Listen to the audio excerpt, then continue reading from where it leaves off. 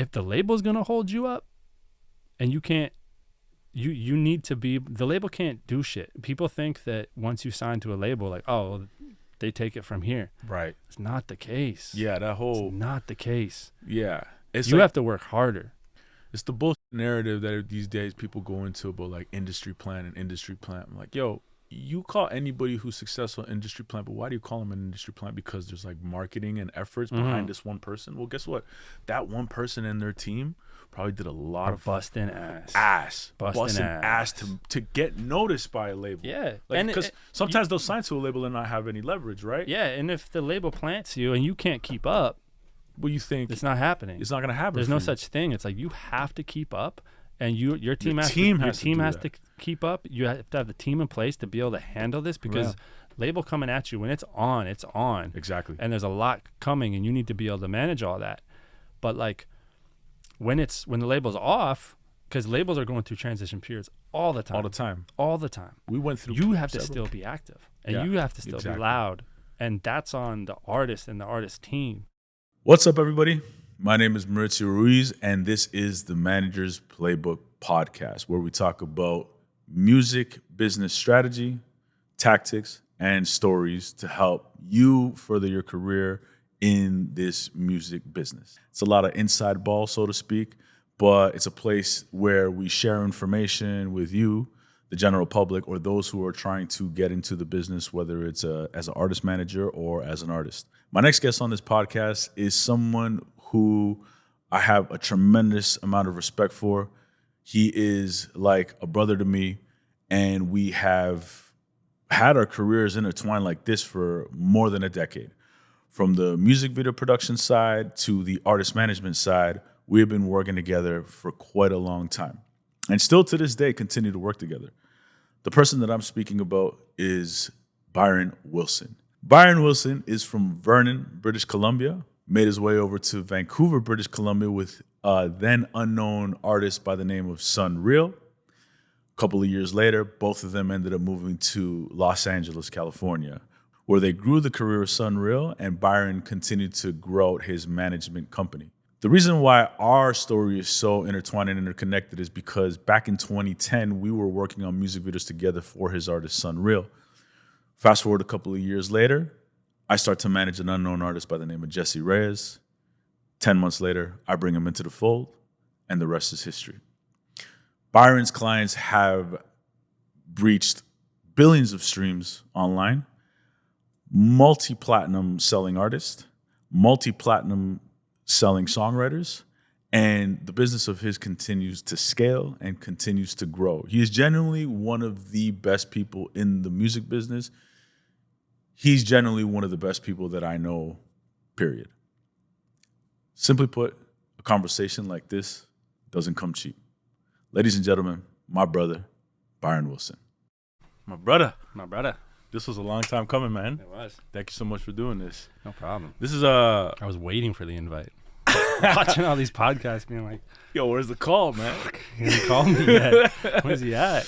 You could have just hit me up and been like, hey, man, let's do this. Nah. I think you maybe did. You're like, yo. I'm a fan. Thank you, man. Yeah, appreciate it. It's been fun to listen. I appreciate that, man. This is a incredibly special episode over here because, I mean, shit, our journeys are tied in together.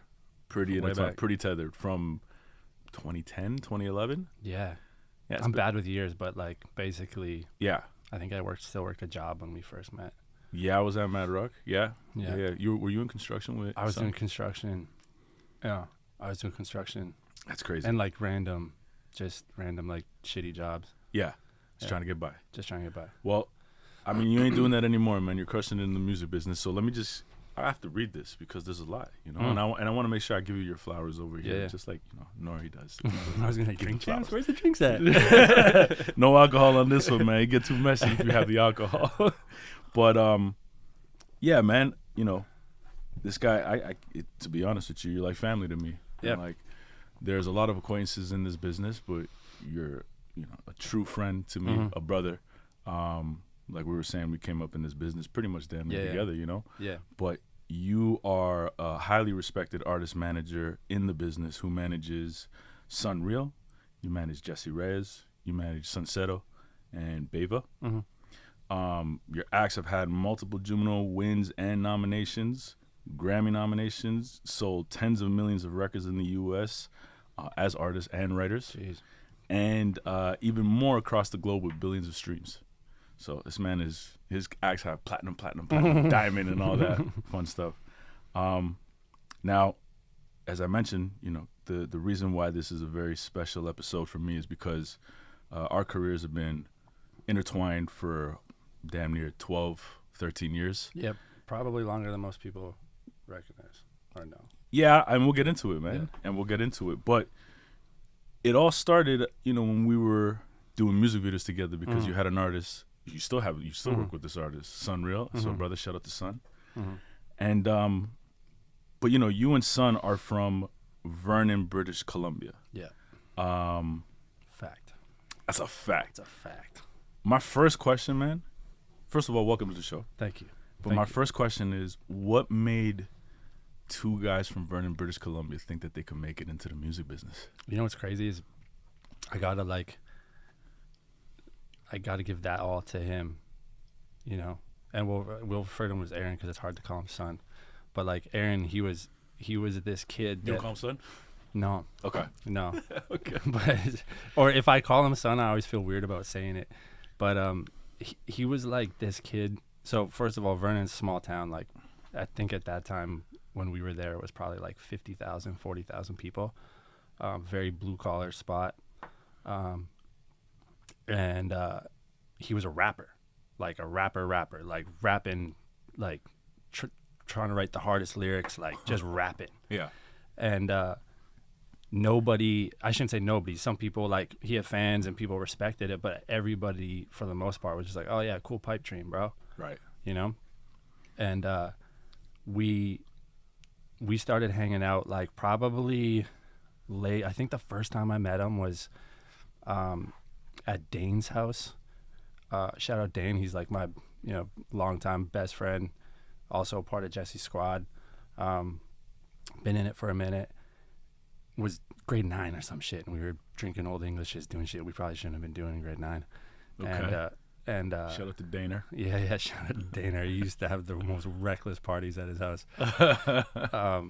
But yeah, he made music, and I always was just like drawn to it, and like just drawn to how he just didn't give a fuck what anybody thought. Aaron. Yeah, and it was just cool. And I remember my dad one time, like, and this was like a pivotal moment for me. You know how like there's pivotal moments, but there's moments that you don't recognize at the time until afterwards.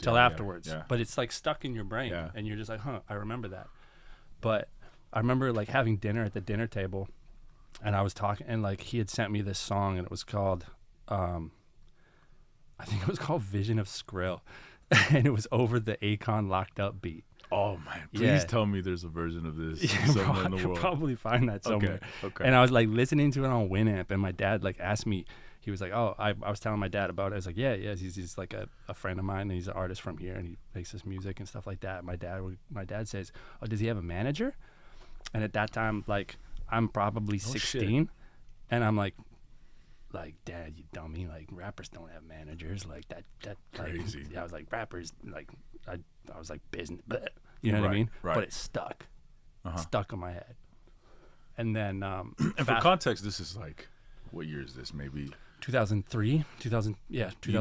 There's no social media. There's no internet. Facebook don't even exist. Like I don't even know. Yeah, MySpace didn't exist. So there's no real like way to know about the music business unless you really, really dig, or if you're in it. Yeah. And he did this event. This is going way back, but he did this event called Hip Hop for Hunger, and it was like Aaron would throw this, and a couple other dudes would throw this party, and you just had to bring like a non-perishable food item to get in. It was just like a hip hop show, and I remember going to that and just being like, "Fuck, like this is sick." And then fast forward, he moves to Vancouver to do audio engineering school. I'm like graduated high school. I went traveling for a couple years, and then it's like that time where my parents are like, "All right, bro, like, what are you saying?" Like my parents ended up moving, leaving town, and I went to college. And did 2 years, and like the whole time I'm doing it, I'm just like, something ain't like, just doesn't feel right to me. It's just not clicking. Yeah. And I came to realize once I left, like I did really good in high school. I was that kid that could like do decent without having to try that hard. Like I was like a B student, but didn't put a ton of work in. And then college, my first year of college was like at the community college in town, crushed that because I had friends and I had this like group of people that I grew up with, and it just felt like I had all my people close. And then when I moved to Vancouver and I went to university, I just tanked. I like couldn't get nothing. And it was like this weird thing where I was just like, yo, I don't know people here. I'm not comfortable here. I don't have my squad with me. I don't care. Word. Yeah. And he was doing open mics at the time and like running around the city doing like open mics, selling like mixtapes out of his backpack at the train station, shit like that. Like really just like grinding. And I remember being at a party or being at like a club somewhere. I think it was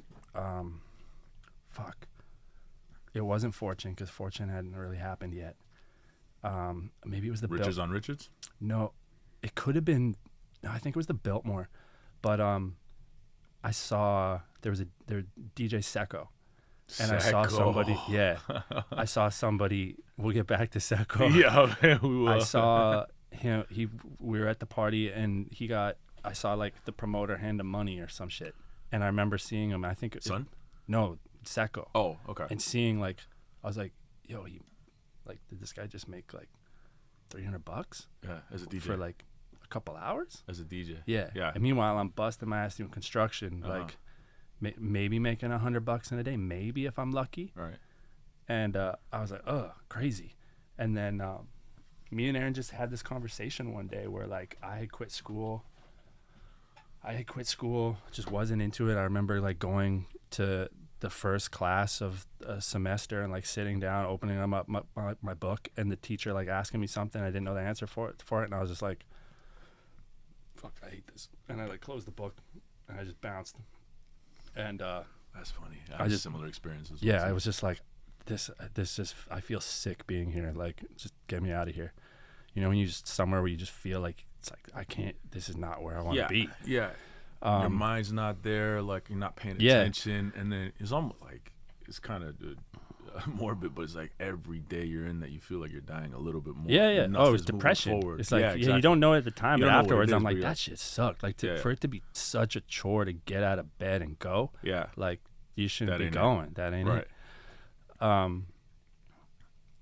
And then me and him just started talking, and like I was like, bro, I don't know what you need help with, but like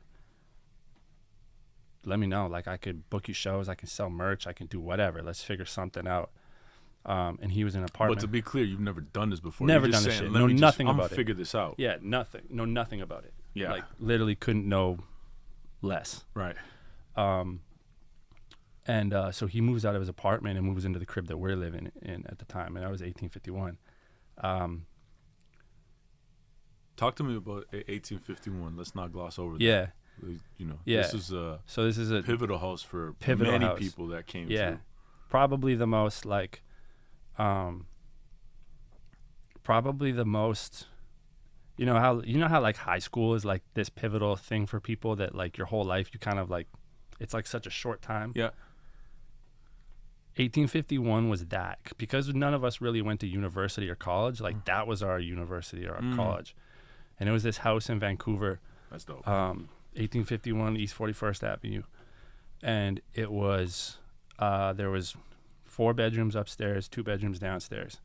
Rent was dirt cheap, and we moved in there, like filled all the rooms, even filled the fucking, like there was this like doorway closet in the front that we put a curtain on. Yeah, I remember that. We even filled that. Yeah. So we were collecting rent every which way. I think we were all at the most we each paid like $300 a month. If that, I think I was like at $220 at one point. Like, you know, not much. I think when I met you, you were living in the basement. You were in the basement, so you had it set up. You were set up nice. But but I think, was it like Aaron and you guys were first came to that crib, and he was on the couch for a few months? Yeah, when we had lived there And then I enticed him to move in. I was like, yo, quit your job, leave your apartment because your apartment's expensive. You're working a job just to keep your apartment. Leave your apartment, move into the crib. At some point, somebody's going to go. Like, somebody will leave. And so he moved in. He set up his studio in my room and was sleeping on the couch. And he was there for, like, a long time. Like, it was probably, like, 4 or 5 months before a room opened up. But we just got busy and, like, just, like, I would cold call nightclubs and ask for a door deal, or, like, I didn't even know it was called a door deal. What were you calling it? I'd be like, we'll just take $5 at the door. How did you know to ask for that? We had done it. So we had done it in Vernon. We did a show back in Vernon at this place called, I think it was called The Mix at the time. Doesn't exist anymore. And we had just charged people $5 at the door, and we did this show. And at the end of the night, we went back to his mom's house, and we counted the money, and it was like $1,500 or $2,000, and we were like, holy shit. We're balling. Like, holy shit, that was like $5 a head. Yeah, like, yeah. what if we do $10 a head? You know what I mean? That's like, how it works, though. Yeah. I mean, yeah. And then it was just kind of like, all right, so like $1,500 is what we want to try and make. Right. I mean, some people gave it to us. Most people would tell us to fuck off and would give us $500 or whatever, or just give us the door. And we'd be lucky to make $50 sometimes. But we would just like, bro, we just like grinded it out and trial and errored it, and did like Thursday, Friday, Saturday runs. Would take Thursday, Friday off of work. Yeah. Sometimes we wouldn't, and we wouldn't have a job to come back to on Monday. Right. And we like really like learned it from like ground up. And there's like, who's really doing that in Vancouver? I mean, there were Solon members. Which was like a generation before us. Before you guys. Yeah. Who else was in the scene at that time that was doing it, that maybe you were kind of connecting, trying to figure it out? You know what's funny, man, is there's some like big Sweatshop Union? Were they around? They were before. Okay. They weren't really around. Okay. There was like the Stomp Down crew, like Snack the Ripper, right, and Mercules and shit. Like they were coming up and had a buzz and were doing shows. And we were kind of just watching what they were doing and see it like there was that competitive nature of like, oh well shit, they're doing this, like we should do this, or we should do this. And we just like we grinded it out and figured it out. And that was when I first learned about like publishing splits and SoCan and like all that type of shit, because I had to figure it out because we were putting music out and we wanted to monetize it the best that we could. Yeah. This was at a time where there was no Spotify. iTunes was like brand new, but it was like the Dat Piff mixtapes. So this is 07, 08, 09, but you're learning about publishing. Yeah. You're learning about SoCan. You're just because it was like, I gotta, at some point I don't want to be caught with my just depending only on the door deal, right? Exactly. Yeah. And what if something moves or what if something goes, and we'd have to know, like, we don't have any of this shit sorted. And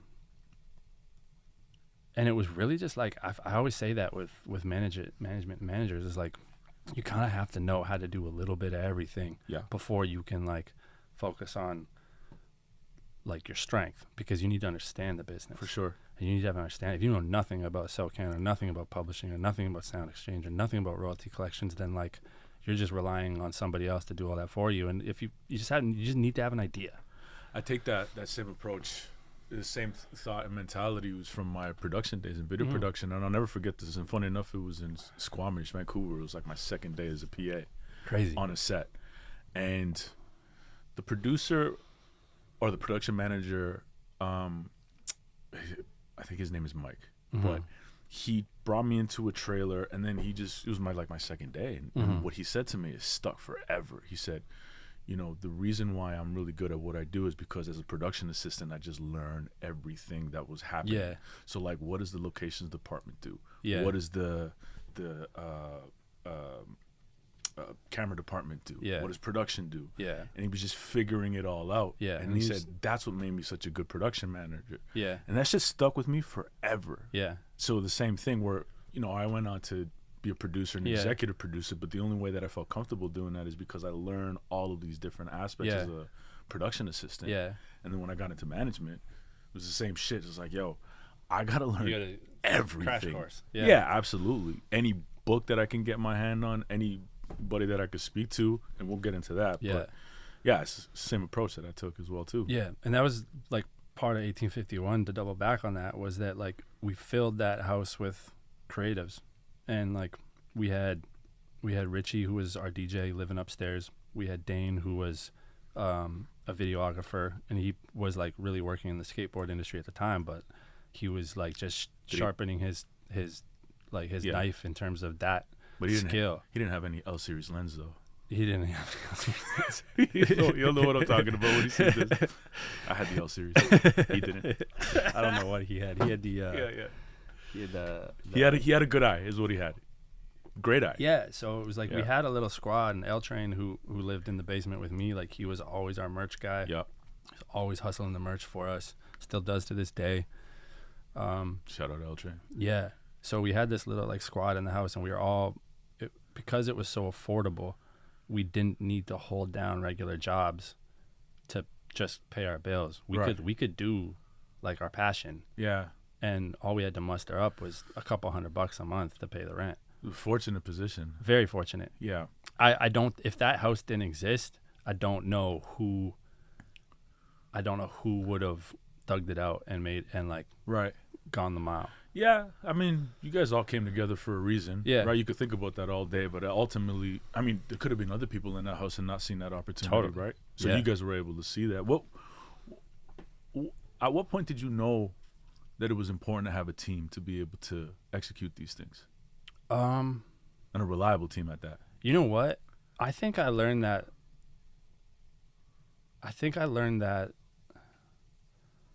I learned it early, but I don't think I really doubled down on that until later. Okay. Because I think in the earlier days, like when we kind of learned to do everything. Actually, you know what? I take that back, because the first time we got a booking agent, it changed my life, because I was doing all that stuff by myself, and that was the first time that I was like, oh shit, there's some this is how it's supposed to be done. Okay. Like this is done way better than how I'm doing it. And that was the first time that it like allowed me to be like, okay, I'm gonna fall back from that part of it completely. Mm-hmm. Obviously I know it and I understand the deals, and like I understand that part of the business because I was doing it. Mm-hmm. But now I don't have to do it anymore, and that's not what I'm focused on, and I can like drill in on this. Right. And then I think it was probably like, who was the first agent? Sly. Oh, it's Sly. Yeah. Oh shit. Yeah. Okay, Sly. from day one. Okay. Sly, and he had just become an agent. He was Colin Lewis's assistant. Mm-hmm.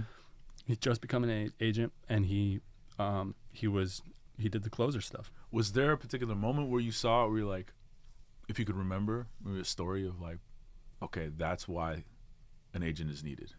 Yeah, I mean, just like the first tour we went on that was like a proper routed tour was the Mac Miller tour, and it was like I couldn't. You could do that. I didn't know. I couldn't connect the dots to get us on that run. Right. And that just seemed like it just was like, okay, here, you guys can go do this. And how did Sly connect the dots on there? Colin was Mac's agent in Colin Canada. Lewis? Yeah. Shout out Colin. Yeah. Okay. Yeah. And so they had the relationship. Yeah. Yeah. So it was like Sly started working with Son and Rich. I did not know that. That he was Mac's agent. Yeah. Okay. Yeah. He did, cause it was the agency group at the time, and they basically did, because Peter Schwartz and like James Rubin and stuff did Mac in the U.S. and then because it was agency group in the U.S. and then Colin was the Canadian, like the guy in Canada that just did all the hip hop shit. Yeah. For Canada, so we did a little college run with that. Okay. Yeah. Did we meet? We had met at that point. We already met. So we had met at that point. Okay. Yeah. And because I want to go, I don't want to brush over the closer stuff. Yeah. There's a lot but I think so. Maybe probably then that's like a year or two later, because I do remember when you got on the Mac Miller tour. That was a big deal. Yeah, so the project was out at that point. So I think that was the fall. And this project that we're talking about, it's called The Closers. Yeah. It's Rich Kid and SonReal. And they did this. You guys did the project. Yeah. With Black Box. Yeah. Jason Murray and Ian. Yeah. Stanger. Shout out Black Box. Shout out Black Box. But I remember, now if I go with my history, because if I'm thinking 2007, 2008, and you guys remember start seeing this kid. This Bro, guy's I'm so bad with years, but yeah, it was around that. It was around then. Well, it would have been. It's probably 07, 08. No, it was probably 10. 2010-ish. Maybe. Yeah. Maybe. But there was a video that you did that it was on Much Music. Oh God, yeah. At all times. We scrubbed that shit.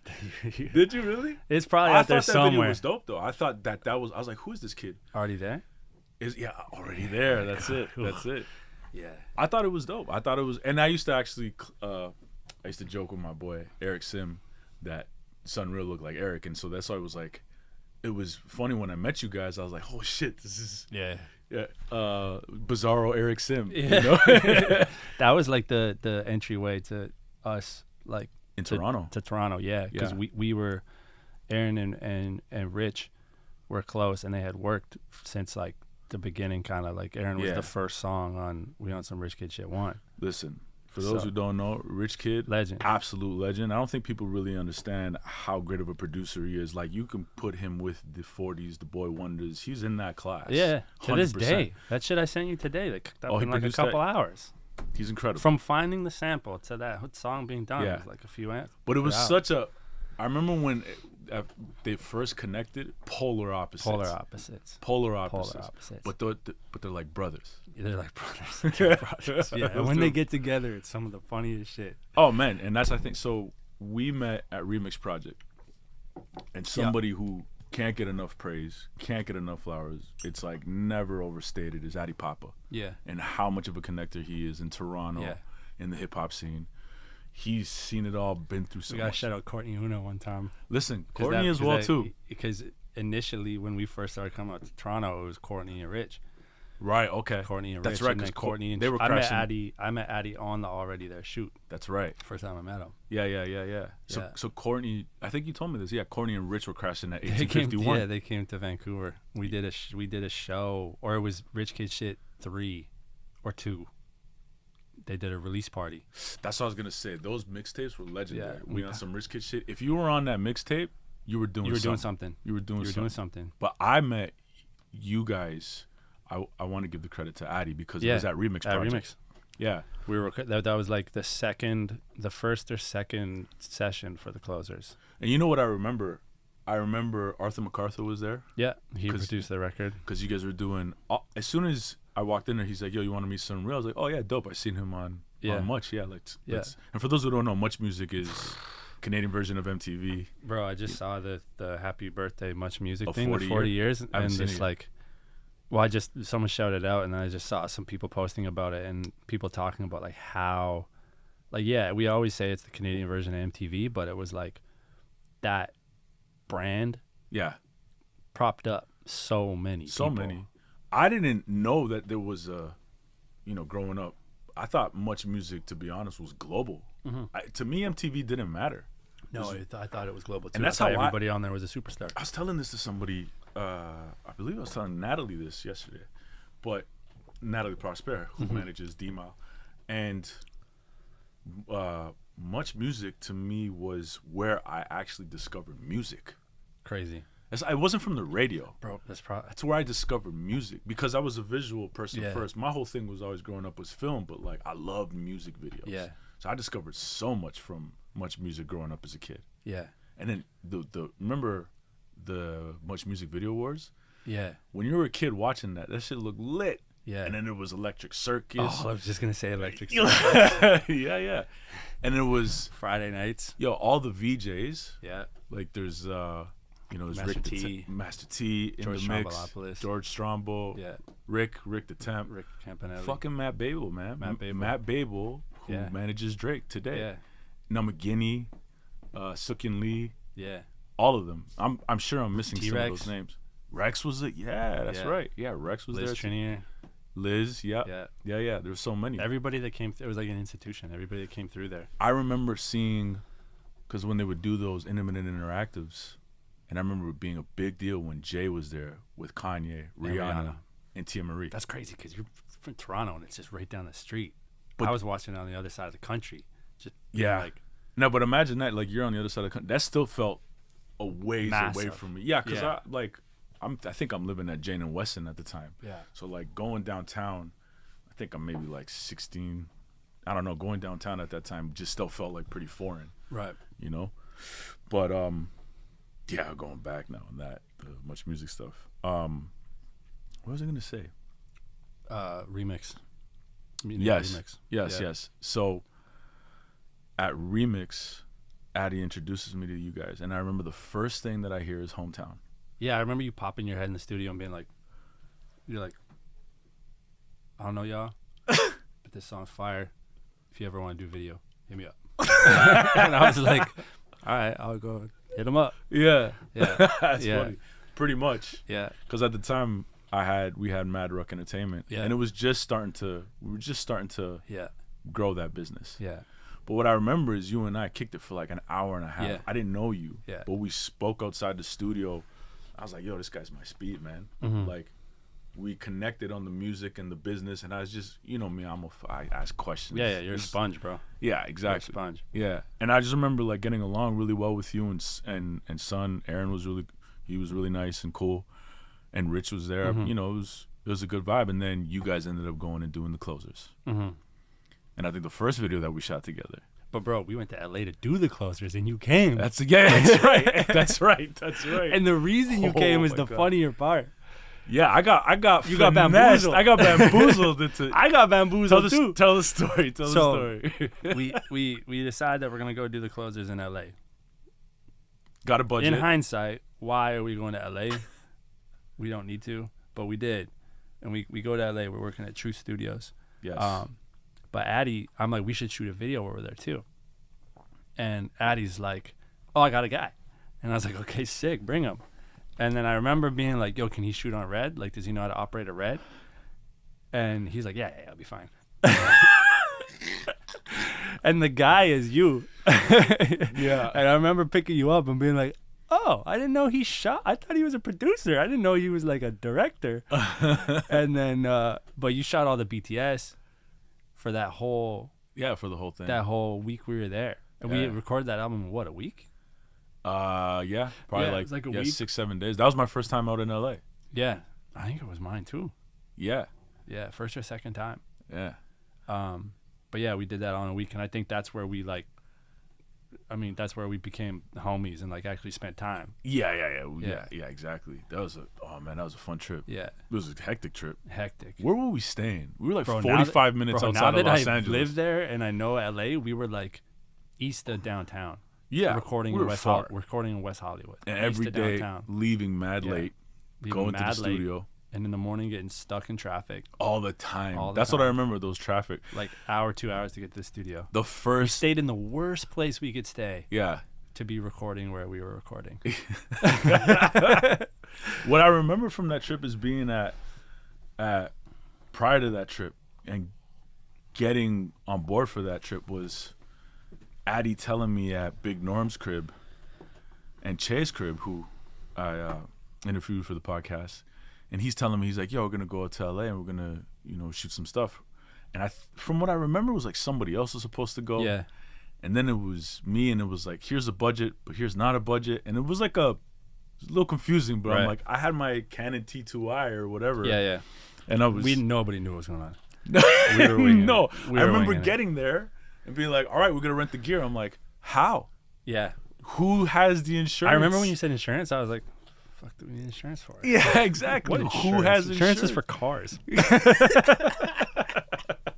I got insurance on my car. Who has insurance? Oh, we'll figure it out. Well, we can't rent gear without insurance. Yeah, I remember that. Yeah. But it was still a fun time. Oh, that was some guerilla ass shit. Super guerrilla. And then we shot all over the globe that never came out. Scrubbed. Only I have that. You keep that one. Man's got hammered on that on that shoot. That was a funny one. Yeah. But I remember that really well. But yo, a project came out of that was dope. That was dope. Juno nominated, no? Yeah, it was Juno. And this goes back to like where I was at in my life when we were doing all that, because I think we had put the record out. We had done, I'm pretty sure we had done the tour with Mac at this point, and then the Juno nominations came out, and I was working a job, and I was literally like, I remember I got the email saying that we're nominated while I was like digging a ditch or some shit. Oh, crazy. And I like went to the outhouse and like went into the outhouse and pretended I was going to the bathroom and saw that I was nominated for Juno, and I was like, what am I doing here? Oh, wow. Get me out of here. But I just like having to hide my happiness because nobody knew. Like I didn't, like a lot of my bosses didn't know what I was up to. What you were doing? Nah, they didn't know what I was up to. Okay. Because like when I had to leave town, I would say like, I'm sick or whatever. So you went on tour and then you came back and. Yeah. Okay. Oh, and I used to have to make up construction. excuses. Yeah. I used to have to make up excuses as to why I was taking time off. And it would be like to go do shows or like, but my excuse would be like, oh, I'm not feeling well, or like, yo, I gotta go see my parents, or oh, I got a wedding, you know, shit like that. Like, was never like trying to do rap shit. Right. You know, some people just didn't get it. So I just didn't even want to have that convo. Yeah. You were learning on the fly over there. Totally, 100% on the fly. How did you? Because you and Aaron were like the best of friends. Yeah. Still to this day, obviously. Yeah.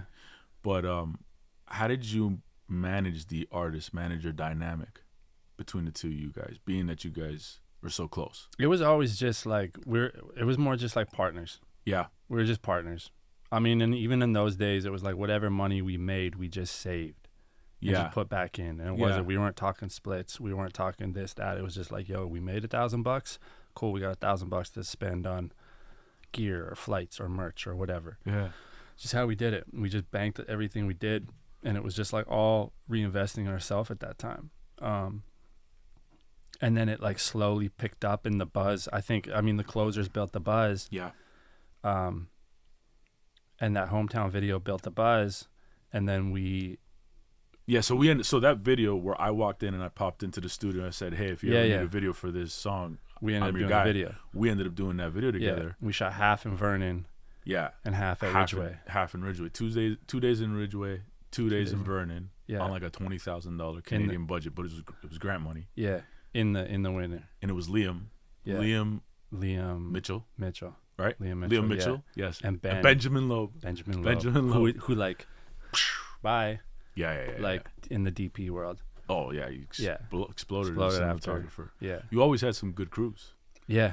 I remember Hometown being and that was like for me, on Hometown, I don't know if you remember this, but I was just constantly talking about strategy of like how to put the video out. What are you doing with the video out? Like what is it? I remember sometimes I'd be like, bro, shut the fuck up. Yeah, really? Yeah, like why are you inserting yourself? Care so much? I used to get that a lot, actually, funny enough, you know? It'd be like, yo, why do you care? I'm like, nah, I just want to see this rolled out, you know, really well. But I was also just curious of the business. And it was such polar opposite worlds. Yeah. Like that record and how we were showing it to people in terms of like where Aaron was from, where Rich is from. Yeah. You know? And that one got nominated for a Much Music Video Award. It's the first nomination my company ever got. Yeah. It was Much Fact Video, right? No. Hip hop. Was it? Yeah, best hip hop video. Yeah. I want to say. Shout out Greg Stewart. Yeah. Yeah. Shout out to him. We did that video, but it was SonReal. Everywhere we go, that changed everything. Changed everything for everybody. Yeah. Tell me a bit about that. I remember seeing you showing me Peter's video with Avicii. Yes. And I remember that being like, bro, it's so crazy when you it's so crazy, like memories that are ingrained in your head, because I can remember where I was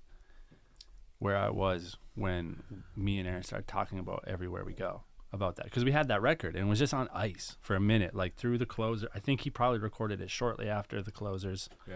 Because he had a mixtape just like waiting, and the strategy was always like the closers here, and then both Rich and Aaron would drop albums and like solo albums, and it'd be so we had this project on ice, and he had that record.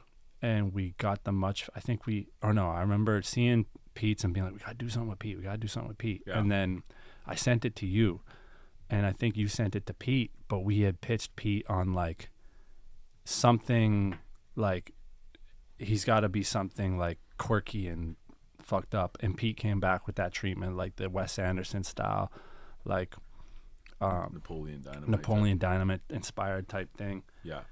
And we pitched. We got the funding for it, and we did it. And I mean, one of the funnest shoots ever. To this day. Nothing but laughs. And you know what? From a production standpoint, probably the smoothest I've ever had. Yeah. Remember we were waiting for Matt Child. Oh yeah. And he was an hour late, but it didn't matter. Us. We were just doing pickup stuff. Like we were hanging out in the front yard and we were getting some BTS, but we were so ahead of the schedule. It was just a solid crew. I still say this to this day. Vancouver crews, when it comes to production, at least at that time, we're the best. The Vancouver crews always killed it. Always absolutely killed it. Caitlin was a beast on that. Still is. She's a beast to this day. Yeah. Even the makeup artist Caitlin. There was a few Caitlins. Yeah. And Ben Loeb was on that too. He was the DP on that. Yeah, we got everything that we needed, but it was a lot. We were laughing nonstop on that video. If you haven't seen that video, you gotta watch it. You gotta watch it. Well, I'll make sure to put a little link to it. But that when we had that video in the can, that kind of changed our perspective too. And it's funny because some people didn't get it. Some people were like, I don't get it. And it was just before it came out. Okay. It was like, what can't you get about this? Like, whether you like it or not, like, you can't not watch this and be like, yo, I got to show somebody this. Right. And the day that video came out, or the day before that video came out, me and Aaron were both working a job together, and we both quit the day before. So the video came out on whatever day the video came out. Let's say it came out on a Friday. Yeah. We left our jobs Thursday. Yeah. And we're like, comes out tomorrow. We're not going back. You know what's crazy about that? You're taking me back. I remember being outside your apartment, and this is the week that we're gonna shoot everywhere we go, but we still haven't shot yet. And we're talking, and you tell me outside of your apartment, because you're outside of the house. Outside of the house. Yeah. It's in the morning time. Yeah. And you're telling me, you're like, something's got to give. Yeah. You're like, something has to work, because you're like, and you said to me, you're like, if something doesn't work soon, I might have to leave this music business. You're being like very honest with me, like, and I remember just seeing it in your eyes, like there was concern that this wasn't gonna work. It's crazy because at that time I feel like we hadn't even been through anything yet. You know what I mean? Well, looking back on it now, but I remember just being like, I don't know if I feel like as soon as we had that video in the can, it was like, this was before the video was shot when you're telling me this. Yeah. Once we had it, I don't know. It felt special. Yeah. And then it felt special. Yeah. You remember how it went viral? Yeah, Reddit. Yes. Yeah. And the title was Drake's Got Nothing on This Guy. Yeah, it is this photo of Steve, the character, which is SonReal with the braces. Yeah. And it did like 250,000 views in a day. What day was it? I thought it was like 80K or something. No, it was 250,000. It was like 250,000 views in one day. Yeah, I think that was the first time that, I mean, probably for both of us, that we saw like the power of like something, and the power of like clickbait, and the power of a thumbnail, and the power of like something that just pulled people in and incited comments and incited conversation. And I remember we tried to recreate it with other shit. Couldn't do it. Can't do it. It's like almost divine in a way where it's just like it. That's why, you can do it, but like you can. But that's why I say it's so hard to manufacture a viral moment. Yeah, like it's really hard to do it. Not to say that it can't be done, because definitely there are people who've done it. Yeah, people have businesses about doing that. Yeah, exactly. But I mean, that time, this is Instagram is just photos at that time. Matter of fact, I was camping when I heard the news, and I was well lit when I got the news, and so somebody or maybe it was Ray who texted me or something like, yo, this thing just went viral. And I was going crazy. I was like screaming at the top of my lungs, yelling. I was just like on cloud nine. Yeah. 30 minutes later, I get a call. It's Aaron. Aaron calls me fucking pissed. Drunk or drunk? Mad? I did not know that. I did not know he was drunk. Well, he called me and he's like, yo, who created this Steve character on Instagram?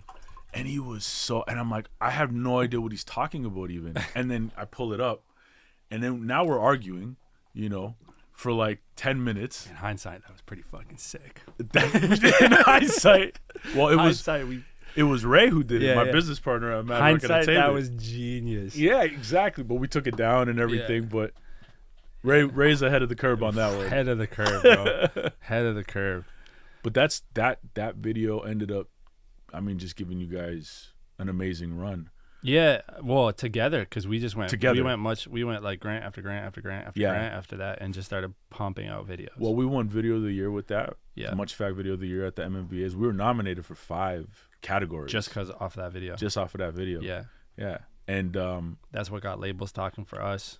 That's what got everybody coming to us, being like, "You guys need to do our music video," especially in hip hop. Like in Canada, like that was my territory, so to speak, between Ray and myself. And Ray was like, because EDM was big and he was handling a lot of Europe, but that's like the influx of it came in. Yeah. And then the grants, people told me this years later, but on the grant side, they were like, whenever they'd see a Mad Rock application, they'd be like, oh yeah, no, these guys are good. Like, we can trust them.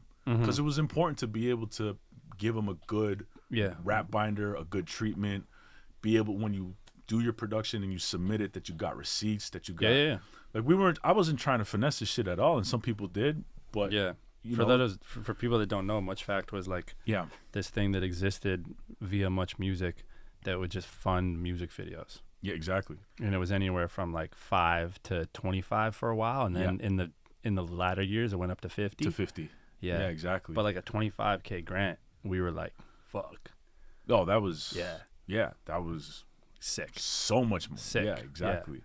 And they were giving out, I think it was like every year they were giving out like $2.3 million worth of grant. Those days are over. For like, been over for a long time now. But I remember that that definitely changed the trajectory of our career.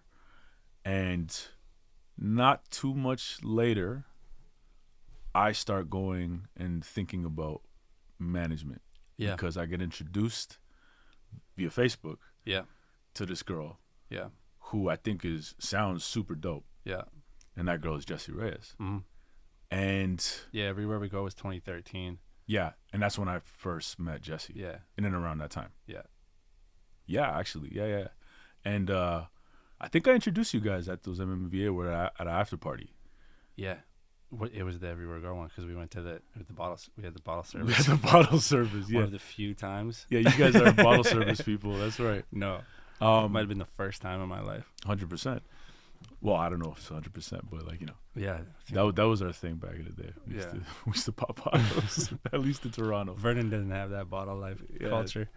But that's when it was around then that I introduced you, and then, I'm working with her, and then I was reluctant to show people the music because I was like, because I didn't know if I had.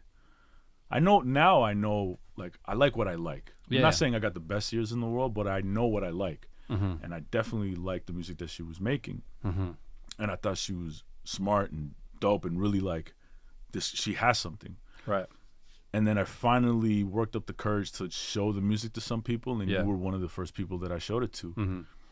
And I remember you hitting me like, yo, this is really good. You mind if I show this to somebody?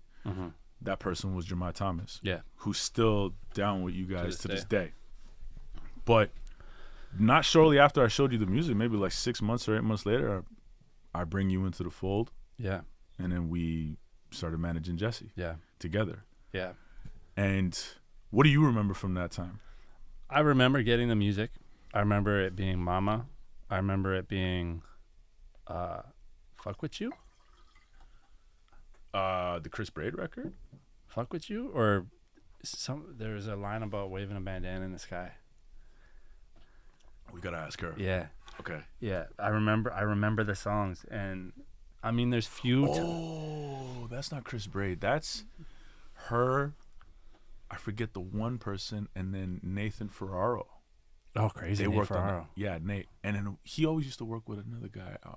Wise was his name? Oh, Mike Wise. Mike Wise. Yeah. It was Mike, Nate, and Jessie. I think that's the record. Yeah. I remember hearing them. I remember the conversation. And I remember getting it. Yeah. Because, like, I had just moved to LA at that time. So I think I moved to LA in 2015. So this is actually like 2 years after Everywhere We Go. But the run we had after Everywhere We Go was probably like a year and a half of like consistent videos and releasing. And then And you know what? I had talk over it, but it was a lot of label interest as well too. Yeah. Me and Aaron were like in and out of LA, just doing like the label stuff. And then taking the meetings. We had met with like Atlantic. We were talking to Tunji at the time, and then the publishing thing happened with Jeremiah. And we were talking to Benny Blanco too, right? We were talking to Benny Blanco, yeah. Yeah, I was actually here, and I was off Everywhere We Go. He saw that video. This before he signed Tory.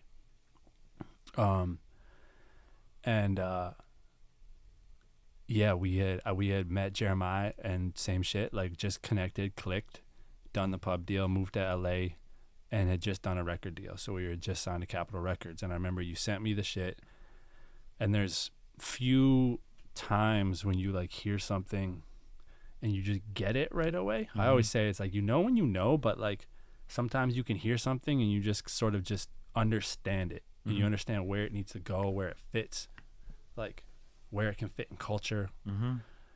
Can't really explain it, but I got it, and I was like, bro, I know Jeremiah will fuck with this. Like just knowing him, I was like, I know he'll fuck with this. And I remember showing it to him and him being really like, it's cool. It's cool. Oh, maybe I'll reach out. And I was like, all right. That's his move. Next thing I know, you're hitting me, be like, yo, Jeremiah reached out. And I'm like, oh, so he must actually really like it. Yeah. And that was the conversation with you guys? I didn't know. Okay. Yeah, he was like, yes. Well, it was over text, I think. But he's like, yeah, it's cool. It's cool. It's dope. I like your tone. Shit like that. But obviously, he was like foaming. And like, we talked for like an hour. Yeah. What was crazy is that I actually had his phone number. Yeah. In my phone, and I saw Jeremiah Thomas because you told me like, well, that's from how I remember it, but I guess not. Yeah. That he was gonna reach out, but I guess you didn't give me the heads up. But I probably gave him your number or something like that. Yeah. Yeah. And I met him because he was trying to sign Sun. Yeah, and he was here in Toronto, and that's where I met him when you guys were doing the closer show here. No, it was in Adelaide Hall. It was Adelaide Hall. It's just a one-off show. Yeah. We were doing the One Long Dream show, and it was Sun and Sean Leon and Jordan Evans DJing. Wow. Yeah. Well, I do not remember. Yeah, I remember Adelaide Hall. Yeah, wow. So Sean Leon opened the show. I remember Sean, but I don't remember Jordan Evans being a DJ. Yeah, he was DJing. I remember this so clearly, like meeting Jordan and being like, oh, or meeting Jordan and Aaron talking to him and like, oh, you're a producer. And Jordan goes, yeah, I did Pound Cake. And I remember him saying that, and I'm just like, that's a bar. I did Pound Cake. I did a record with Drake and Hove. Yeah, I was like, whoa. Okay. Nice to meet you. You'll see me around for the next few years. I'll be around. I did Pound Cake. I was like, oh, fuck. That's what's up. Yeah. And then, you guys would come out to LA and crash at the crib. Yeah. Yeah. I think the first time you heard it perform, like, live, it was even, like, a moment. I remember you talking about it was like you had a few people over. Yeah, it was my birthday, I think. Was it? Yeah. And there was a few people over at my crib, and there was another kid who, funny, I ran into years later here in Toronto. Oh, okay. Yeah, but anyways, and he was there with someone. I'm not sure who brought him. I can't really remember. But we're all hanging out at the crib and having drinks and stuff, and he just like grabs a guitar and starts playing. Yeah. And we're like, oh, cool. We're like, damn, he's really talented. And then he like finishes and he puts the guitar down, and Jessie just like calmly grabs the guitar, sits down, and starts playing, and the room goes fucking quiet. Yeah. And it was just like, oh, like superstar. Yeah. Like, yeah. And afterwards, the dude who played before was just like, fuck, did you have to do that for me? Yeah, and I think that's where we started to build a relationship just as friends. Yeah. First, like, yep, because she'd be coming to LA, run around doing stuff, and we would just kind of cross paths, whether it be like crashing at the crib or like come over to the house and hang. Yep. Or using Sun's studio for a sec. So when you called, when I think you were staying at my house at the time. Yeah, I was. Yeah. And proposed it, I was like, that could be fire. That could be fire. Yeah. And it was kind of just like an obvious one, because it's not always obvious when someone approaches you to manage. Right. And that was one that was just like, yeah, I get it. Yeah. You know? And that was like 8 months before Figures. It's crazy how time. It went really fast. It went really fast, but didn't feel like. Didn't feel really like fast. it at all. No, it didn't feel like it at all. That was so. I remember the very first time that I was, like officially like, hanging out with her as a manager. Yeah. And I picked Jessie up at the airport, and she had just got back from Sweden, and I like parked the car, like had to go find her in the airport. She's sitting there with guitar over her shoulder, and she gets in the car, and we start driving back to my house, and she's like, "Let me play you something I did in Sweden," and she plugs in her phone, and she plays Figures, and I was just like, I don't want to sound like that. I remember just saying, I was like, I don't want to sound like that, like corny LA manager. Yeah. But this shit's going to change everything. Yeah. Like this shit, it all needs to be about this. Right. Might be the best song I've ever heard in my life. Right. And just being like, holy fuck. You knew when you heard that song, you were hearing something special. I feel like anybody who's heard that song, and I never heard anything like it. That's the thing, is I couldn't compare it to anything. Right, right. Even the first bar. Yeah. I remember where I was sitting, all that. Yeah, I can picture it. I could fucking, if I could paint, I could paint you exactly like how it went down. It's weird. Yeah, it's crazy. And that song, day one, crazy on the team, and she played me that record. Yeah, it's like, you're making this easy. And then we would go, but we also had Kiddo. Yeah, you had the majority of Kiddo. Yeah, we had the majority. Just before you're involved, there was like a majority. But then once we heard Figures, we were like, Figures and Great One were 100%. The two that weren't on there. Right. Yeah. See, I don't remember that about Great One. Yeah. But Figures definitely came after her Sweden trip. Mm-hmm. And then you know what? And I'll give you a lot of credit. Because it was at this time where we didn't know what Spotify was, what Apple Music was. Yeah, it was the early days. Early days. And it's kind of why, it's like I have a different opinion of Spotify and Apple Music and all that. When people talk about, like, you know, artists aren't really making a lot of money, I'm like, no, man, like we did okay. Mm-hmm. Like, independently with that. I get it. It's 0.00. At the time, it was 0.006 cents a stream. Twice as what it is now. Yeah, twice what it is, but like the shit added up. Yeah. You know? Yeah. But I remember being like, fuck that. We're gonna put it on SoundCloud. We're not gonna put it on Spotify. We're not gonna put it on Apple. And you came back to me like you knew. Yeah, I was like, you can't do that. Well, here's the thing about you. I think the thing that's really dope about you is that you really know how to get a point across without getting into an argument. Mm-hmm. I say this and I mean this genuinely. You are a nice guy, like genuinely. I don't know anybody nicer than you in the music business. Like, nice guys can finish first in this business. And you're proof of it. With my children and my wife. just joking. No. I don't argue with my wife. Yeah, artist. Yeah, artist. But you know how to present your argument in a way that isn't confrontational. Yeah. Which I've always had trouble with. Yeah. You know, I just started to learn that recently, how to not do that. But you were really good at that. And I remember me basically shutting it down and being like, fuck no. Yeah. And you coming back like a couple weeks later and you're like, I think we got to really think about this. Yeah.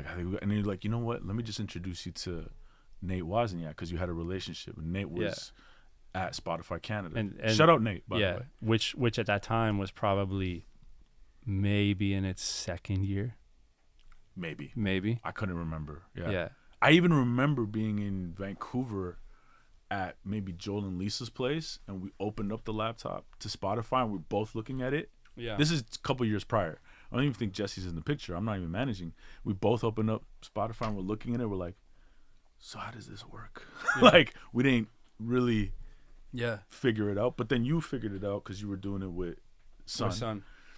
And seeing what that actually like looked like. Yeah. And just being like, oh, okay, wow. Yeah. Like, the audience there is real, and the audience. And I didn't think it was real. It's getting bigger every day. Exactly. Like every day, it's getting bigger. Exactly. And I didn't think it was real. I thought it was all make believe. Label shit. That's what I thought it was. Yeah, exactly. And you're like, nah, this is it. And then I ended up talking to Nate. He broke it down for me. I was like, okay, this makes sense. But it was because of you that we ended up putting it on Spotify and Apple. Today it's like second nature for people to do that, but back then it wasn't that. Yeah. It was like put it up on SoundCloud for free. Yeah. And my whole thing was just always like, let's give this to as many people as possible. Access. And I remember my argument was like, yeah, I agree with you, and that is Spotify. Yeah, like that is these DSPs, which is like, yeah, you know, we were saying the same thing. You have access to every single song in the world on these things. Why would you not have? For sure. It here, and the editorial aspect of like, there's places where people are going to find this music. For sure. So, and even who helped solidify it as well too was Pat. Yeah. Pat Corcoran. Yeah. Shout out to Pat, man, because they were doing their thing. Yeah. And he introduced us to Rosa at Spotify. Yeah. That was just, I mean, you know, if there's something that I always talk about is just doing your best to network and try, and it's the whole purpose of this podcast is like, I like to ask questions, right? Yeah. I always go by there's no such thing as a stupid question. And if I'm not asking those questions, then I might lose out on an opportunity. Mm-hmm. And that was, you know, building that relationship with Pat and Chance, understanding their independent grind and being like, oh, wait, we don't really necessarily need a label, just need some bread. She ended up doing a publishing deal while Jeremiah was at BMG, so there was some money there, and BMG was kind enough to put a discretionary marketing fund for us to pull from, and that was Zach Katz, and that was Jeremiah. And they gave us, I remember going in and being like, this is how much money we need. And then Zach looking at me like, you're fried. But he still gave me more money than we should have gotten. Yeah. You know? For where you're at. For where we're at. Not a song out. Not even a credit. Not even a potential like cut. Nothing. There was nothing. And he did it all off of the potential. And then so we had that, and then there was also Rodney, who was at SoCan at the time. Shout out Rodney. I played him the music. He thought it was dope. He gave us some bread as well too. So we had some money to maneuver, and we put it out on TuneCore, an aggregator. Yeah. It's $10 upload. Yeah. And like we set it up with the rollout plan. Yeah, and it was kind of like going back to before, like those early years of like just figuring shit out on your own, like having to like being able to operate with like understanding distribution, understanding how to do that shit and monetize songs and all that is so essential before you ever do anything or any partnership. Yeah. Like everybody should just try independence before they 100%. Just try. 100%. And like, don't get it twisted. Before you were in the picture, I was trying to learn everything I could about publishing. Because it's the same as you. It's like, what is publishing? Why is publishing necessary? What's a co-pub? What's an admin deal? Oh, okay. So when you say 50%, it's really only 25%? Yeah. Breaking all that stuff down. All that stuff down. You know, I like a pie, you know, trying to fit like composition and splits and all that. And what are you laughing? No, I was just thinking, I remember drawing the like, this is your writer share. This is your publisher share. Yes. And then like this is cutting in half. This is the co-pub. You keep this. This gets split. Yeah. Just like breaking it down like that. And then the math all the time. And having to do it like multiple times to make sure it was like driven home as to what it was. Yeah. And but that doing a publishing deal, and everybody's journey is different. And I remember producers all the time being like, don't do a publishing deal. But our situation was different because what they were doing were these MDRCs. Where you had to. They would get an advance. They basically do a co-publishing deal. 50-50 for the publishing, and in order to get through the deal, you had to recoup minimum requirements, and then your minimum delivery required compositions or something. There you go. Yeah, exactly. That's what and that meant if you had to deliver 400% because it was in percentages.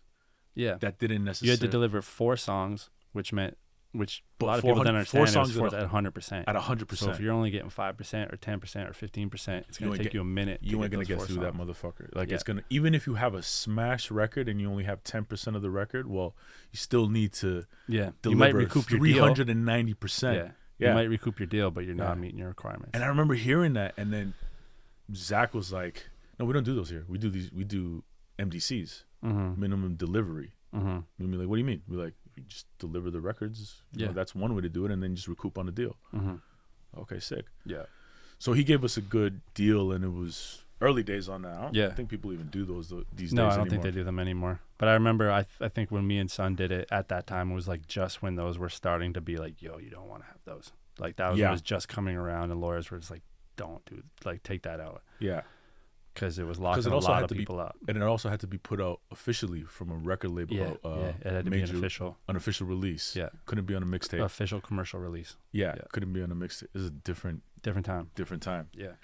But we put that out through there, and you, I remember something, and I'll talk to her about it, but I remember her saying something very specific that was like, no, you shouldn't put Dana's name on the description of YouTube. You should put your guys' emails. Yeah. That was a game changer, in my opinion, because 48 hours later, inboxes were flooded. Yeah. Well, one thing we did too is like, and I always tell people this too, like if I'm speaking to artists, it's like, do your best to put the squad together before you roll shit out. 100%. That was one thing I learned from Zach as well too. Yeah. And we had put 5 seats at the table. We had put the lawyer on the team, we had put the agent on the team, and we had put the publicist on the team. Well, no, DJ came. There was a lawyer, another lawyer. DJ came after. Right. Yeah. Right. But we had. But Dana. DJ came before Figures. No, he came after Figures. DJ came after Figures. Did he? Yeah. 100%. And because the first thing he saw was Figures. Right. And Dana showed him. Dana showed him Figures. I don't know if Dana showed him Figures, or he reached out to Dana, and knew that she was the publicist. Yeah. And said, "How do I get in touch with these people?" Right. Yeah, and then he met us in Toronto at the keg. Yeah. Yeah. It's a funny story as well too. Shout out DJ. It's still Jesse's lawyer to this day. To this day. Yeah. She actually mentioned this last night. She's like, Zach, still my agent to this day. Yeah. Dana, still a publicist to the DJ, still the lawyer to this day. Yeah. But that's right. She put the team. We were putting the team together, and the only thing that we didn't have by design was a label. Because we knew what leverage was and what it wasn't. Mm-hmm. Yeah. And it's beautiful to not be in a rush. Yeah. You know, I think one thing artists always feel like is like it's instinctual for them to feel like they need to get their stuff out right away. Yeah.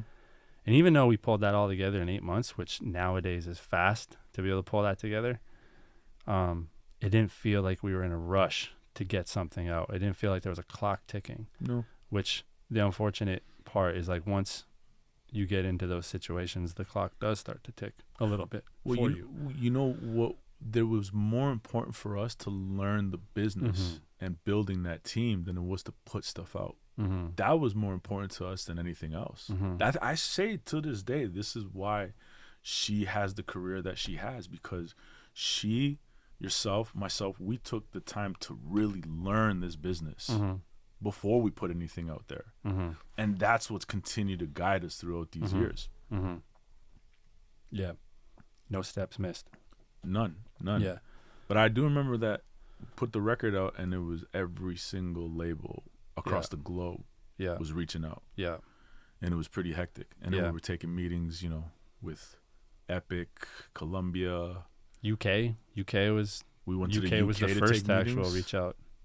And it was Darkest. I remember Darkest called me.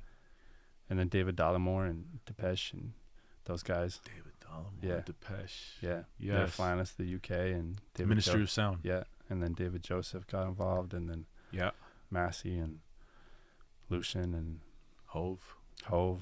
Yeah. Touch on that later. Yeah. That was a crazy time. And it was I think a lot of people at the same time I was going through the opposite of like we were having all those conversations. I was trying to get out of a label deal. I remember that too. Yeah. Had like a record moving. And I was trying to get out of it. So I was like, it's kind of glass.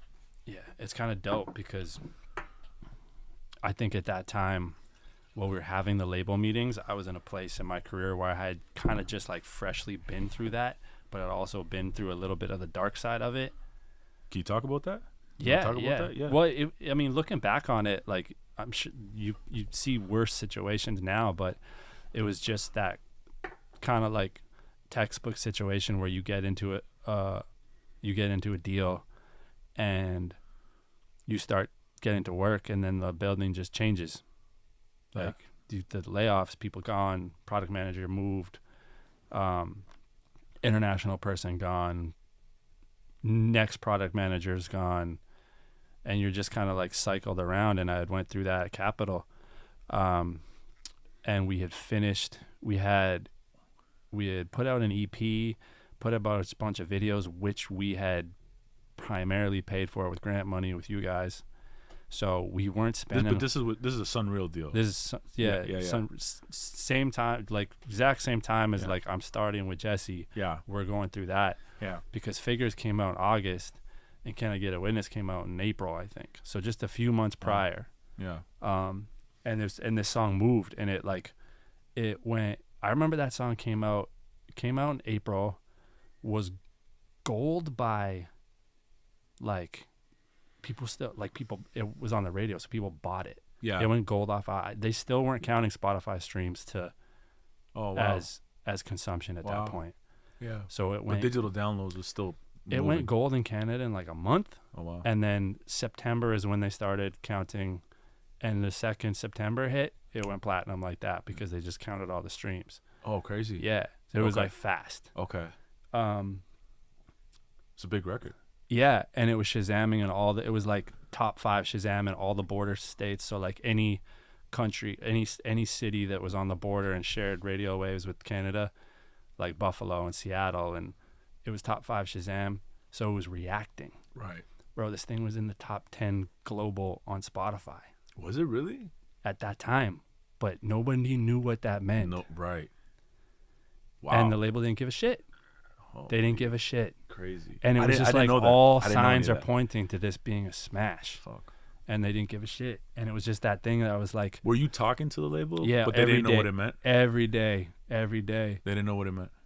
They're like, yeah, it's cool, but like radio doesn't really. It was kind of that like. Well, like, yeah, but what is next? You know what I mean? And that's a consistent thing with labels. We can get into the label stuff later, but it was like I was learning so much at that time.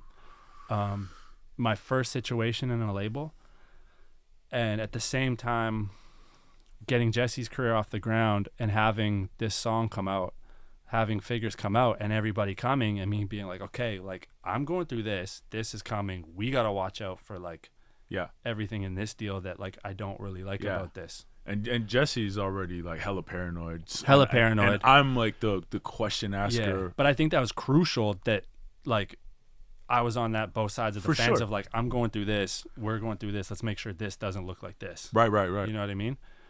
We took our time. Yeah. And then I remember we went on the road, and the day that we got it was like the day that I got notice that the record was platinum was the day that Aaron called.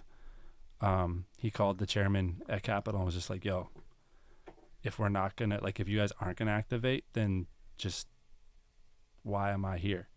Mm-hmm. And he was like, you know what? I don't want to hold you back. Let him go. And then we just workshop. It took a while, but we actually didn't really end up getting out until you didn't freshly get out. I remember a lot of this. Yeah, it's your story to tell, not mine. But I remember you telling me a specific story of being on a meeting with some people over there, and it didn't go well. Yeah, it was. I don't want to fuck the story up because I don't remember it clearly, but I do remember that we were. I don't think we would have gotten out how we gotten out if it wasn't for what we were doing. 100%. Yeah. 100%. Like there was definitely like okay, let's just let this one go for this guy. No, because we want him to be a fan of us. We could cut this out if anything, but like, you know, afterwards you get final cut. Yeah. But I specifically remember you were having a hard time trying to get out of that label deal. UMG is going super hard for Jessie. It's Sony, it's UMG at the time. And this is kind of getting towards the end. Lucian invites us to go to that dinner for Vivendi because the Vivendi folks were coming into the building. So every single chairman was there in that meeting. Jessie performs, crushes it. Everybody gives her a standing ovation. The only label she hadn't met with. The only label she hadn't met with was Capitol. They saw you. Yeah, and remind me his name. Who? The lawyer, the head of legal. Jeffrey Harleston. Yes. Yeah.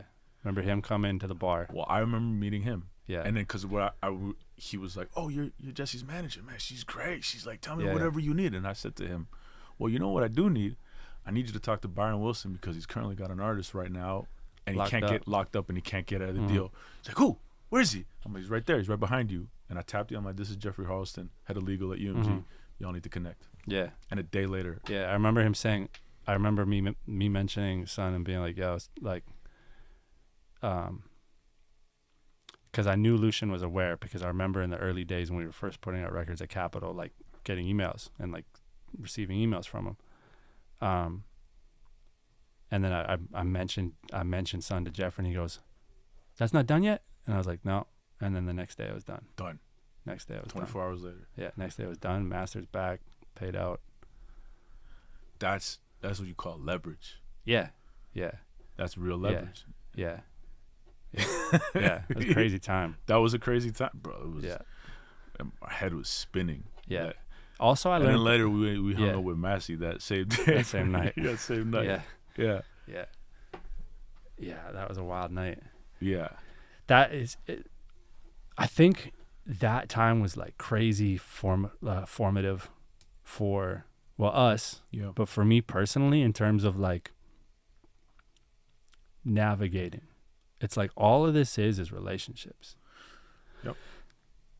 All this is relationships. And I remember like, you know, I think at that time I harbored like resentment for the situation, but as I went through it, went on and like even through Island and Jessie's label situations and stuff of just like, yo, this is just what happens. This shit happens. And like the artists that can weather through this shit.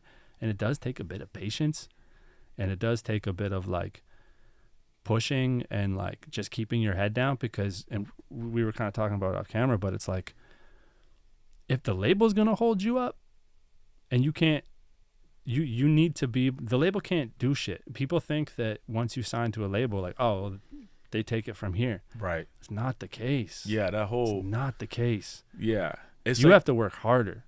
It's the bullshit narrative that these days people go into about like industry plan. I'm like, yo, you call anybody who's successful industry plan, but why do you call them an industry plan? Because there's like marketing and efforts behind this one person. Well, guess what? That one person and their team probably did a lot of busting ass to get noticed by a label. Yeah, like, because sometimes they'll sign to a label and not have any leverage, right? Yeah, and if the label plants you and you can't keep up, well, you think it's not happening. It's not going to happen. There's no such thing. It's like you have to keep up, and your team has to keep up. You have to have the team in place to be able to handle this, because label coming at you when it's on. Exactly. And there's a lot coming, and you need to be able to manage all that. But like when the label's off, because labels are going through transition periods all the time. We went through. You have to still be active, and you have to still be loud, and that's on the artist and the artist team. And I think looking back on that, it's like, I don't know if like getting out of the situation was definitely the best thing to do on the Capitol front, was getting out. But it was like, imagine if we didn't have our shit together and couldn't just like the public never knew that. Right. The fans never knew that he went into the label situation and got out of it. Like, you just have to just gotta keep going. You just have to keep going. Yeah.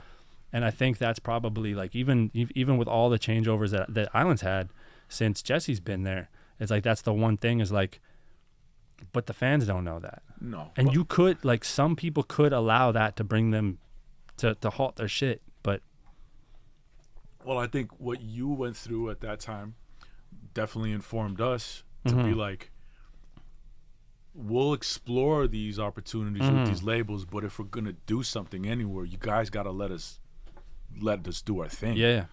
don't get in the way, don't impede, help prop us up, and maybe to I don't think to our detriment, but like we were pretty insular. We operated in a vacuum. Like we did the deal with Island and Universal and Lucian and all that, but we still pretty much operated with a lot of autonomy. And we just said, give us the bread. Get the fuck out of our way.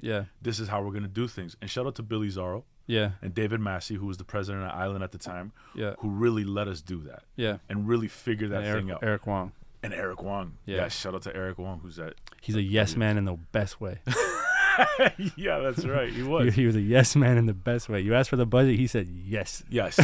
Well, and the only and I think a lot of the reason that was possible is because Jessie, in every sense, was a priority, right?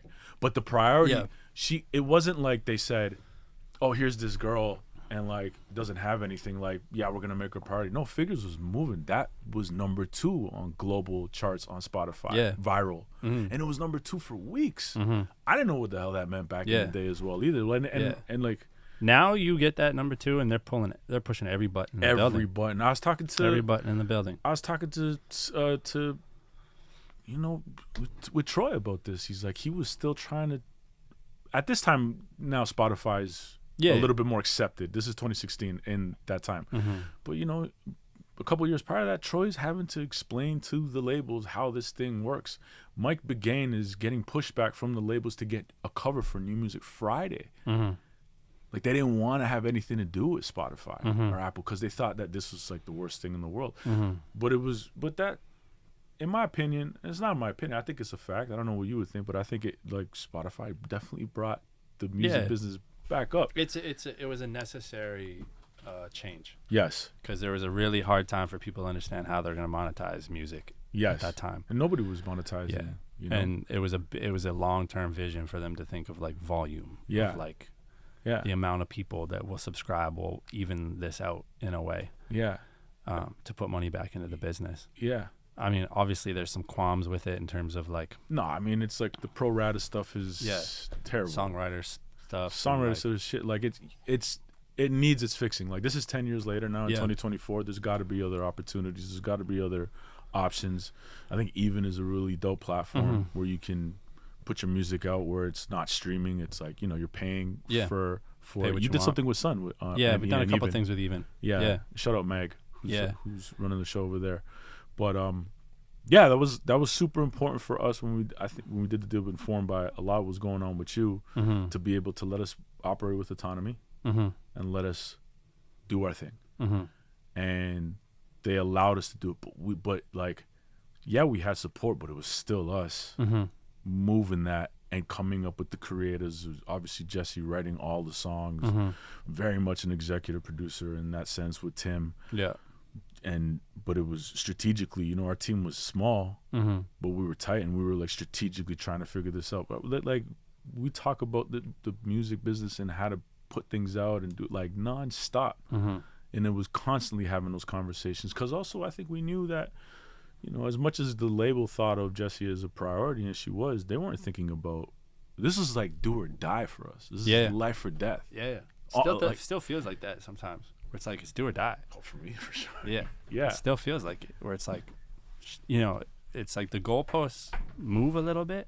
You always got to look back and be like, all right, where I'm at now is kind of like where I dreamed of being. But now that I'm here, it's like there's the goalposts move, but life changes, and it's like it's still. I feel like for the people that are really successful and have long careers in this business, it always still feels like do or die. For sure. It's like your life, your career's on the line. Sometimes we forget. This is years ago. This is where we wanted to be. But bro, years ago when we were sitting in the back of 1851 talking about like everywhere we go, it was like sitting, being able to do this for a living. Was like all we wanted. It's so far beyond reach at the time too. Yeah, it was a long ways away. One of the things that I think that was really dope about you as well too, and your emphasis is diversifying as well too in terms of the revenue and the verticals. One thing that you've always been incredible at, and I always kind of, not to say that you don't have great ideas, because I think content wise you're lit, but it was always, I would say more so, and maybe correct me if I'm wrong, but when it came to marketing and the visual aspect, I handled a lot of that. Yeah. And when it came to touring, you handled a lot of that. Yeah. And obviously Jessie's at the head of all this. There's no decision, because especially at that time, she wants to understand and know every single little detail. Yeah. Right. But one thing that you really brought to the table was touring and merch. And you really had a big emphasis on that. Explain why that is so important and how somebody can generate real revenue doing that. I mean, that's the tangible like reaction. I mean, especially in today's music business where like there's viral moments all the time. Like there's a viral moment every single day, multiple. And something can pop off and can stream like crazy and can make a ton of money for a label or a ton of money for an artist, but it goes away. Concerts and live shows and touring and merch and VIP, like those are things that if you can build that part of your business out, and it takes work and it takes grind and you have to start small, that shit can last you forever. And that's where, in my opinion, that's where the real tangible is my shit connecting measure is. Yeah. Like butts in the seats.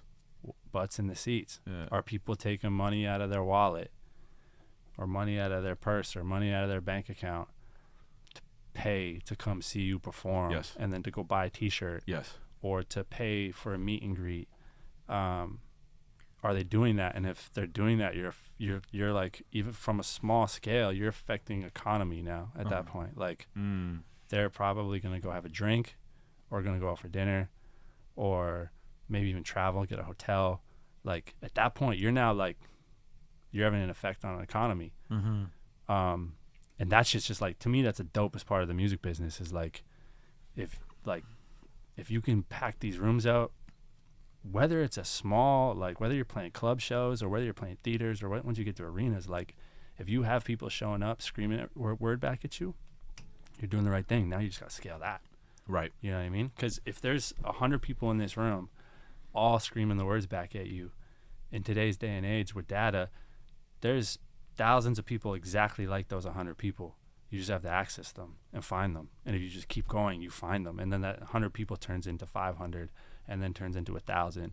And then getting from 0 to 1,000 is the hardest. And then turning that up, that's where it gets like really fun. Right.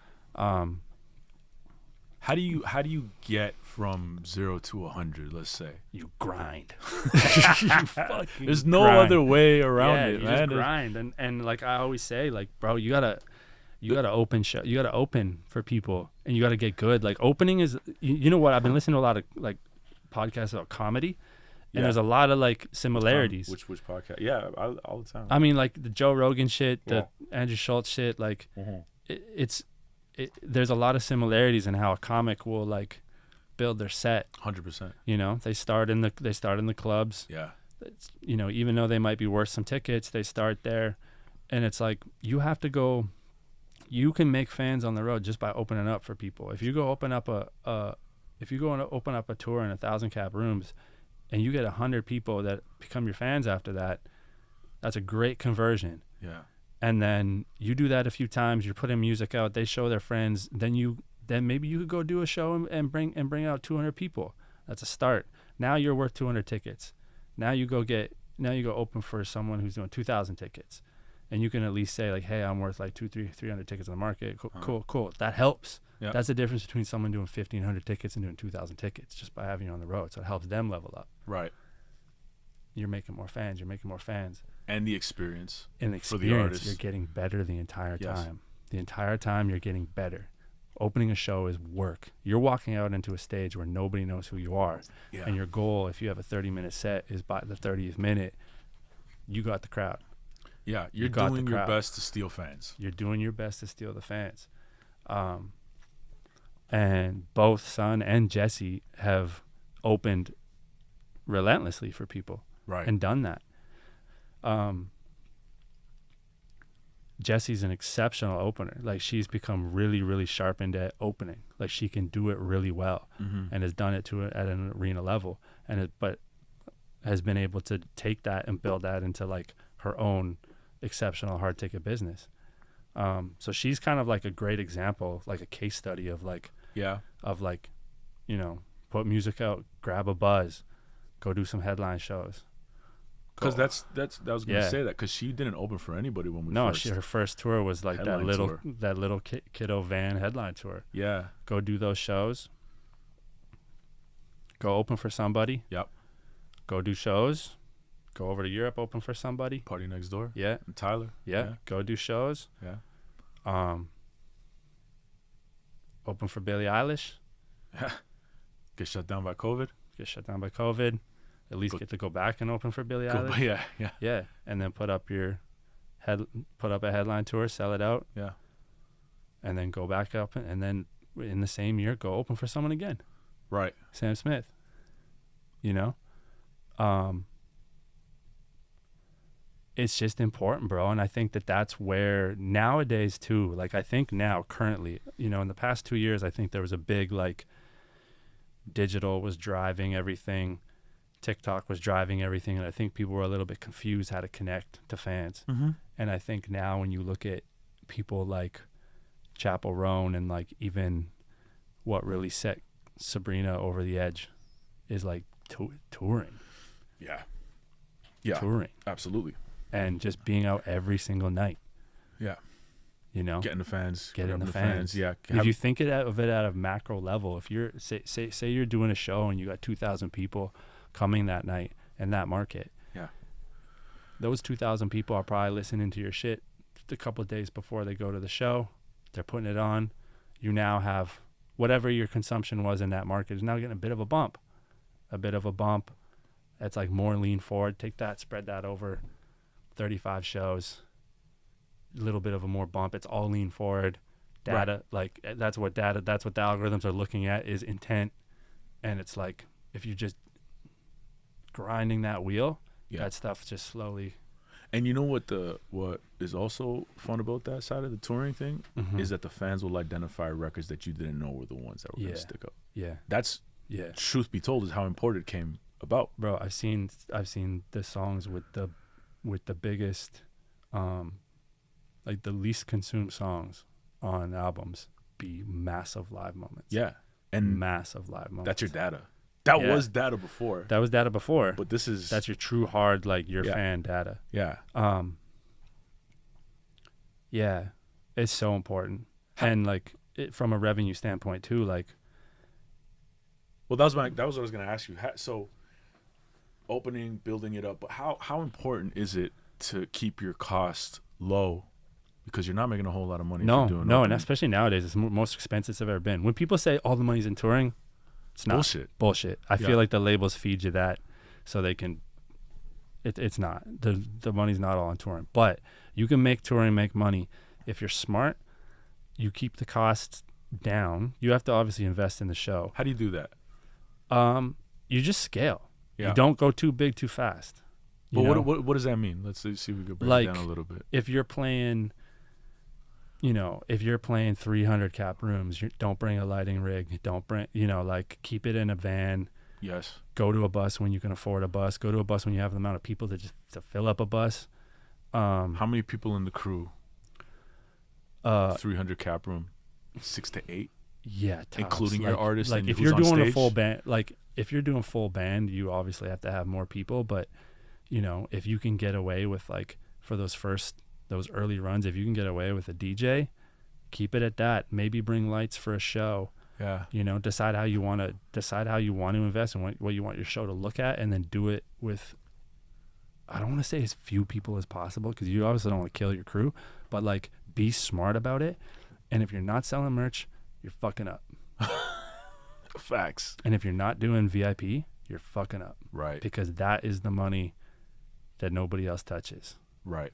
And that's your money. Yeah, 100%. That's your money. Yeah. And I've seen tours. Well, venue gets a little cut of the merch. Yeah, not really anymore. Yeah, that's true. That's kind of starting to die out. Yeah, it's true. It's true. I mean, there's obviously ticketing fees on VIP, but still, there's this like I've seen tours where the guarantees cover the production, all the profits, the VIP and merch. If you're not doing those two, there'd be no money made. And what does the VIP consist of?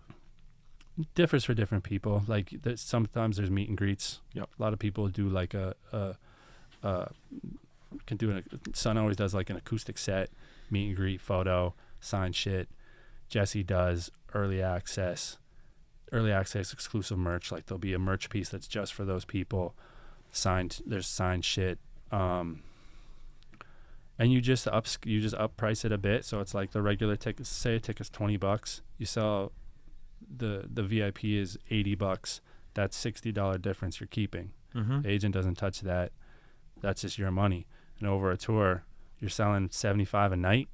That's, or even more. Like if you can handle it and you can handle like getting 200 people, 300 people. And then as you get bigger, that scales and you have different tiers of it. Yeah. Where it's like, hey, you want to come in early? It's only $100 lift. You want the whole package? It's a $200 lift, but you're getting this, and this over a whole tour. It's real bread. Makes a big difference. Huge difference. And it allows people to get in the venue early and start buying merch right away. So sometimes before the doors even open, you're like, I've made my guarantee in merch already. Right. So, yeah, I mean, no, that's great. Yeah, but without touring, like that's how you build your value, and then that's how you get festival offers, and then that's a whole other part of the business that you can just continue to do off cycle too. You don't have to necessarily have a record out to be.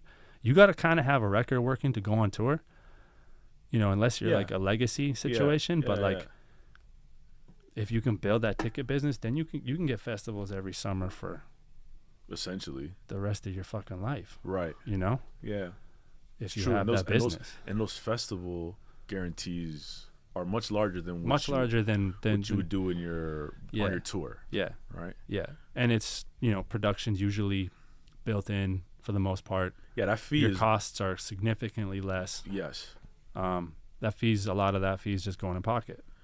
I don't know how many people know that in the general public that festivals are where a lot of money could be made. Your value is worth more there than it is going on the road. So it's great that you're bringing that up because your costs are a lot lower. Bringing in the talent. Yeah, you sometimes have to bring in your shit, but or bring in more stuff, and it goes up. But if you're a headliner, but if you're middle of the day, but you're not renting a bus. You're not paying for you're paying for hotels. You're not renting a bus. You're not bringing in massive light. You're not bringing in your whole stage. Like it's significantly easier to execute. I can't stress how often I hear artists who have no business getting a bus on their first run and the cap rooms are like 100, 200 people. Bro, buses right now are nuts. Yeah. They're nuts. The costs are insane. The costs have doubled since 2018. Since COVID. Since COVID, they've doubled. Yeah. You used to be able to go out for a month in a bus for $60,000. Yeah. Now you're looking 120, 130. Yeah.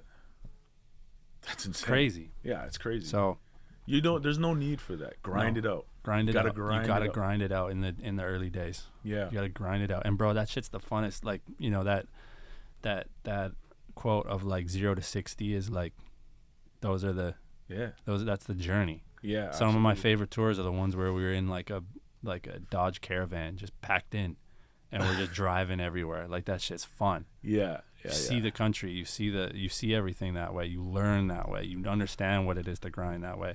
For sure. And then once you get to a point where you can build out your touring team, like, all right, I need somebody that does this, I need someone that does this, and that's where it becomes like a well-oiled machine that's just like going. Yeah.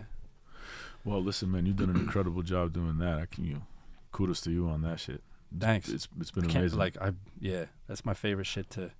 You love that wait stuff. For the next tour. You love that stuff. Yeah, you love being on the road. I maybe not say that. Let's not put that on the record. No, but you do enjoy.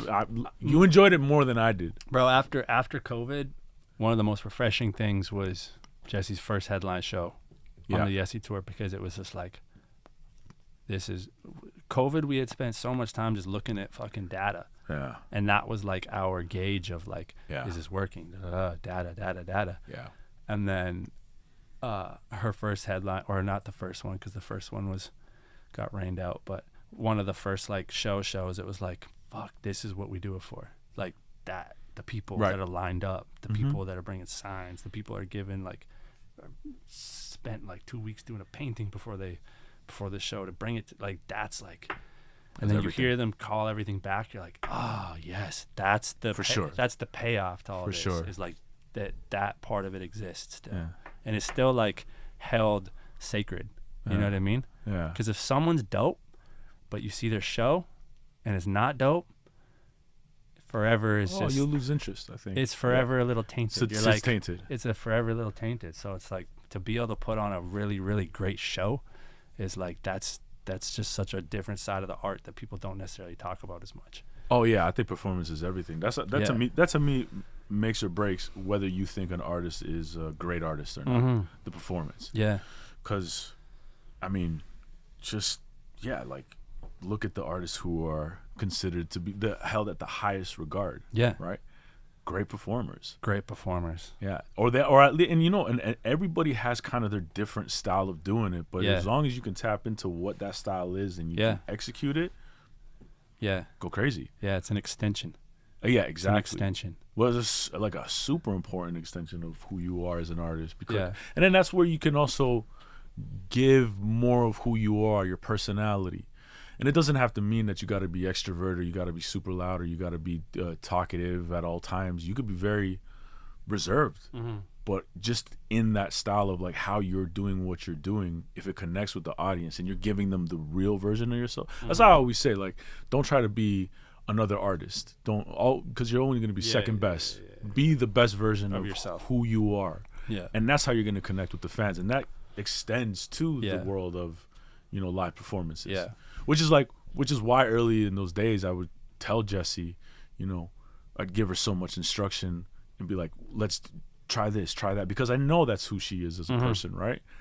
Tell the story, give the dynamics, go up and down with it, like specific moments that you can do that are very specific to who you are versus not. She's been fun to watch evolve on stage. Yeah. And go from like just her and a DJ and like mastering that. And that was intentional. Yeah, mastering that and becoming a great performer as the only person on stage. Exactly. To then like introducing band members and changing the arrangements of songs to sound larger and different than the record, and then how she managed that, and then like lights and like building out the show and watching her become comfortable and consistently pushing herself, and then also becoming a way more disciplined performer. Like remember in the early days we couldn't book more than 2 shows in a row. I do. And now it's like 3's light work. 3's light. I think she did 6 straight. Yeah. Oh, fire. Because of a couple reschedules. It's like, yo, I think 5 or 6. It was like, yo, you're gonna have to do it. No problem. She was down. No problem. Well, she just did it. No problem. And she's like, but it's like she's honed in. Yeah, she's zoned in. She conditioned herself to be able to handle that. Yeah. And it's been dope. Like I think she's one of the most electric performers. Oh yeah. I think she's always been. Yeah. She like. You see a side of her that's like melded and meshed into the music when she's performing. You know, I think one of the interesting things about her is that there's always an opinion on Jessie. You know, you either love her or it's not for you. Yeah. But if you're on the fence with Jessie, I saw a comment the other day that just made me chuckle. It was like, yeah, whiny. I think I've seen that one too. Yeah. But it was on like a meme page or some shit. But here's the thing though. If you go to her show and you're on the fence or you're not a fan, off the fence. You're off the fence and you are a fan. Yeah. I've had so many people come to me and tell me, you know, I wasn't sure, but now I just seen her and I'm like, wow, I get it.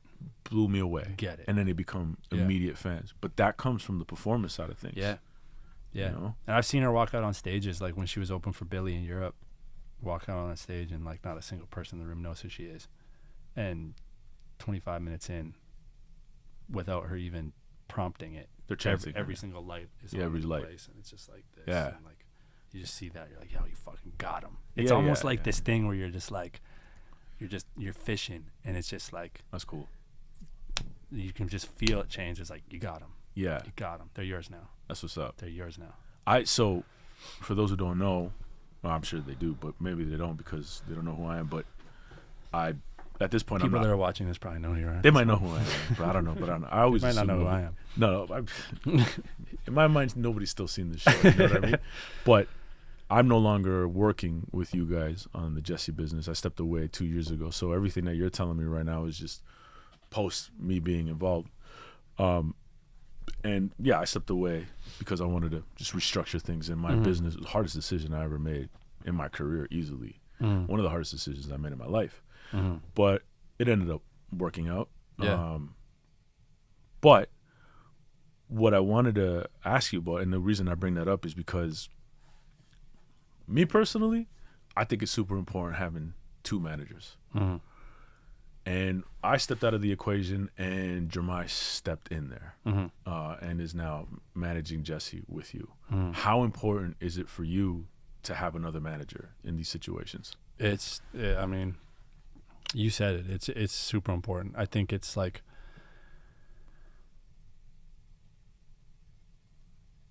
it's a big job. Yeah. Being a manager is a big fucking job, you know? And sometimes it's just like you just need someone else to share the load, the pressure with. You know what I mean? Because it's like... Pause. Sorry. Need to share the load with.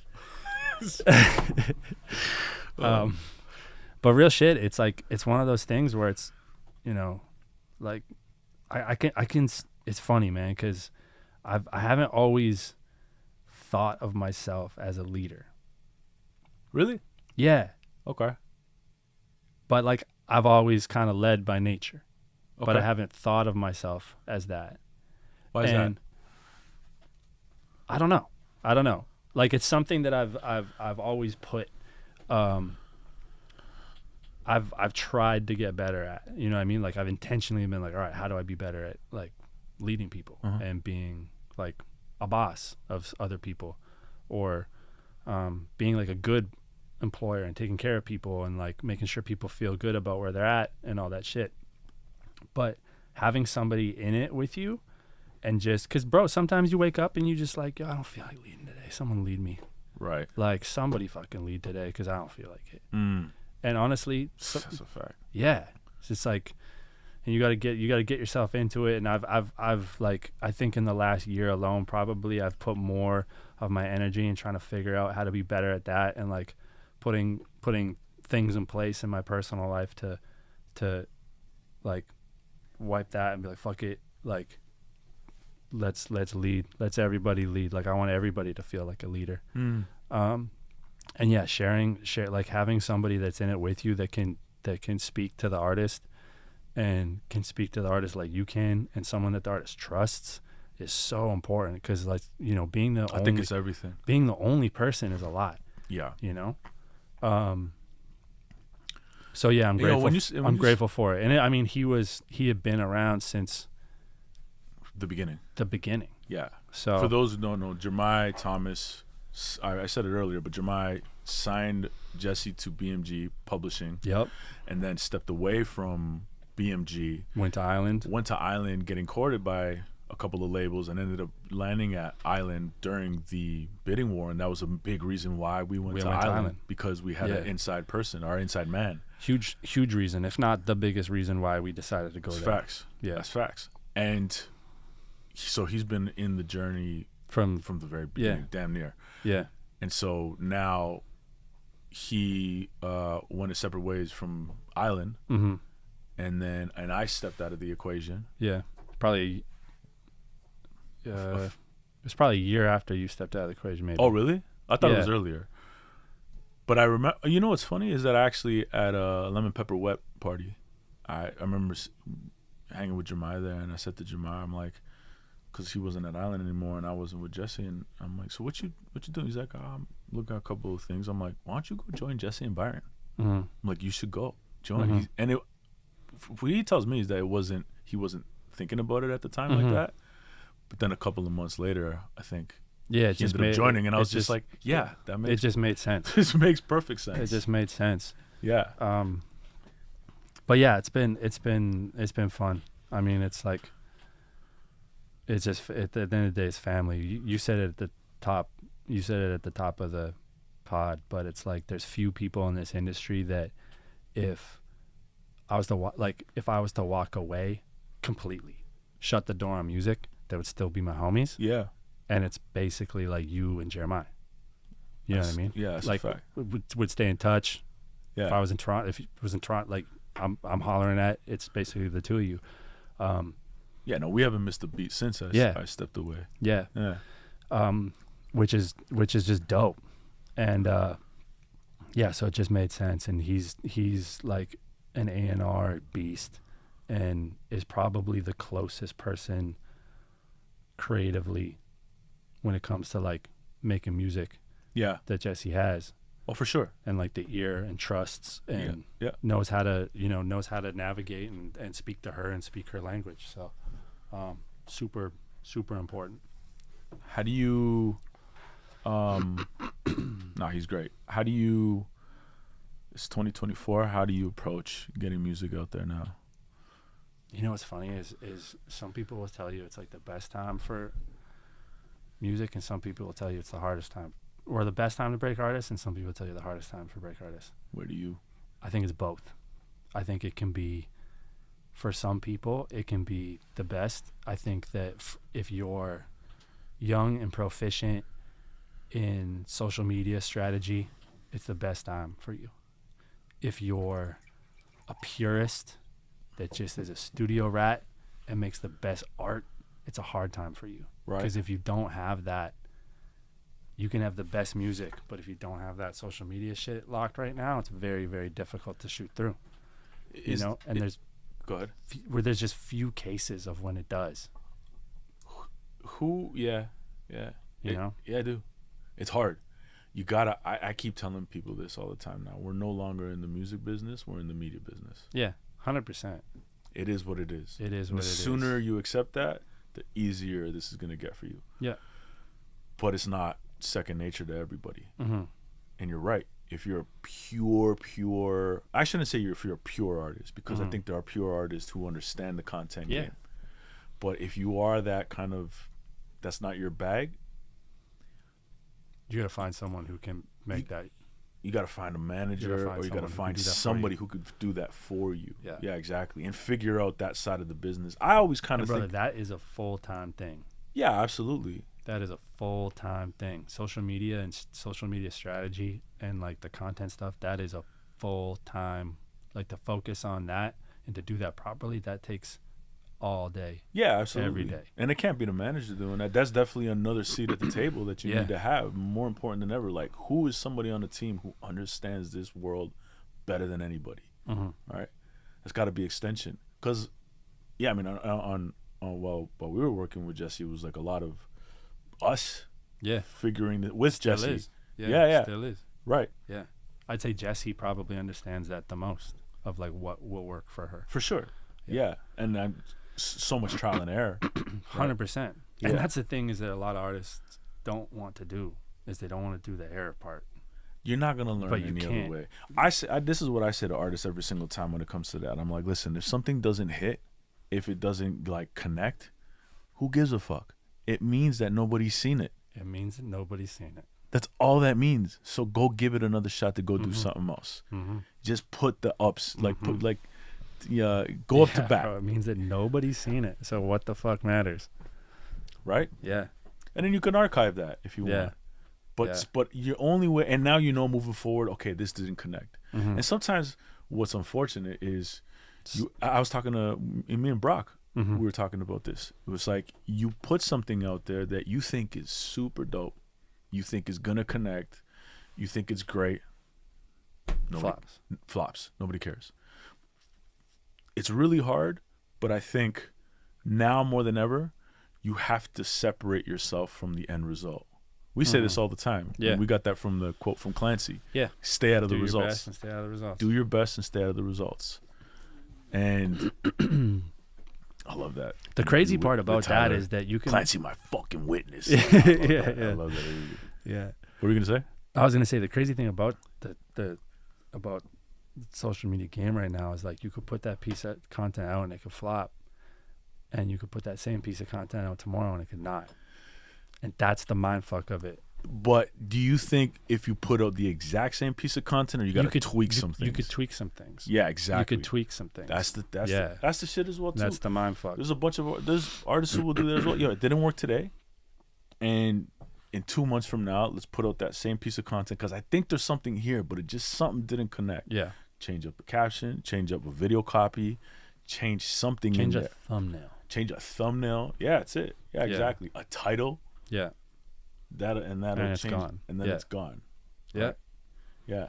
But that's the name of the game. Yeah. A lot of times now. And then sometimes things go and they have no conversion to like streaming or whatever. But you just got to look at that as a W and be like, all right, cool. Maybe the song ain't it then. But I know at least I can. I know at least I can get something moving. Yeah. And then it's like once the perfect storm comes. Right. And you got the song and you got the content and it goes. Yeah. And it goes. Speaking of which, Riding, that record that you got, Jessie and Lil Wayne. Yeah. I feel like that's connecting really well. Yeah, it feels good. Like the conversation around it feels good. Yeah. Like it feels like people are, oh shit. She's back. Like that oh shit moment of like, oh, she back. Oh shit. Like, oof, that's a big one. Yeah. You know? Yeah. And it's like, you know, it's not, and it kind of never was. It kind of never was, but I think everybody's starting to accept it now that it isn't about the first week. You know, labels were always trying to put up the best first week and but now they're even their strategy is like, yo, it ain't the first week. Like, get all that editorial wash out of the way, and then let's see how this organically grows. Right. So that's just an interesting thing that's constantly changing. Is like, okay, what is the measure of success now? Like, it used to be how much editorial can you get out of the gate. That don't matter anymore. Now it's like, if you have a whole bunch of editorial out of the gate, it's almost like, okay, shit, now you got nowhere to go. Yeah. Because in a week or so, that's all going to change, and then your shit's going to just dive. And for those who don't know, editorial being like getting your song on playlists. Yeah. Which is always, like, you always want that. You want your shit in front of new eyes and new ears. Yeah, of course. But it doesn't. Now more than ever, an artist should know this as well too, and managers and executives that are coming into the game is like, just because you don't land on a New Music Friday, it's not the end of the world. That's not the pinnacle either. No, like, it's cool to get a billboard at Times Square, Dundas Square. Nobody's looking at that billboard, and I can probably say that like nobody is looking at that billboard and then going and listening. Yeah, and I don't want to diminish that. It is an accomplishment. Yeah, for artists to get that. It's notoriety. It's for sure. It's a good look, but it doesn't. That's not going to move the needle for you. No, and the editorial as well won't move the needle for you necessarily either. It's just a different day, right? Really, what moves the needle is the volume. More specifically, the video creates on TikTok, whether you like it or not. Like, that is something that is going to help move the needle on a song. To your point, don't forget about the touring. Don't forget about the merch. Make sure you're activating on all these things. It all has to go back to that. Like, at the end of the day, if you're having a big record, but it's not converting to you being able to put butts in seats, to me, then it isn't really connecting. It isn't really connecting. You know? Yeah. That's where the true gauge of like, okay, do people fuck with this? Yeah. And that's why you see certain artists like shout out McGee right now, who's like 1 million monthly listeners, and his 2 Palladiums back to back sold out. It's like the numbers aren't crazy. Yeah. But they're converting at such a high level. Yeah. Every stream is the majority of the streams on his music are really active streams. Leaning forward, which they call lean forward now, but it's like those are active listeners, not passive listeners. Yeah, big difference, because a passive listener is at the editorial level. Yeah, that's or algorithm now, where it's just like showing up in their playlist. Right. You know. Yeah. I consider myself an active listener. When I go on Spotify, or Apple Music, I go with intent, and I'm not saying that to be safe, because I literally listen to Spotify on my phone, and when I'm in the car, I'm usually on Apple Music, because me and my wife share an account.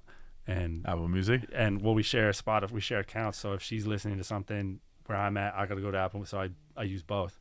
But it's like I go with intent. I go find an album, I find an artist, I listen.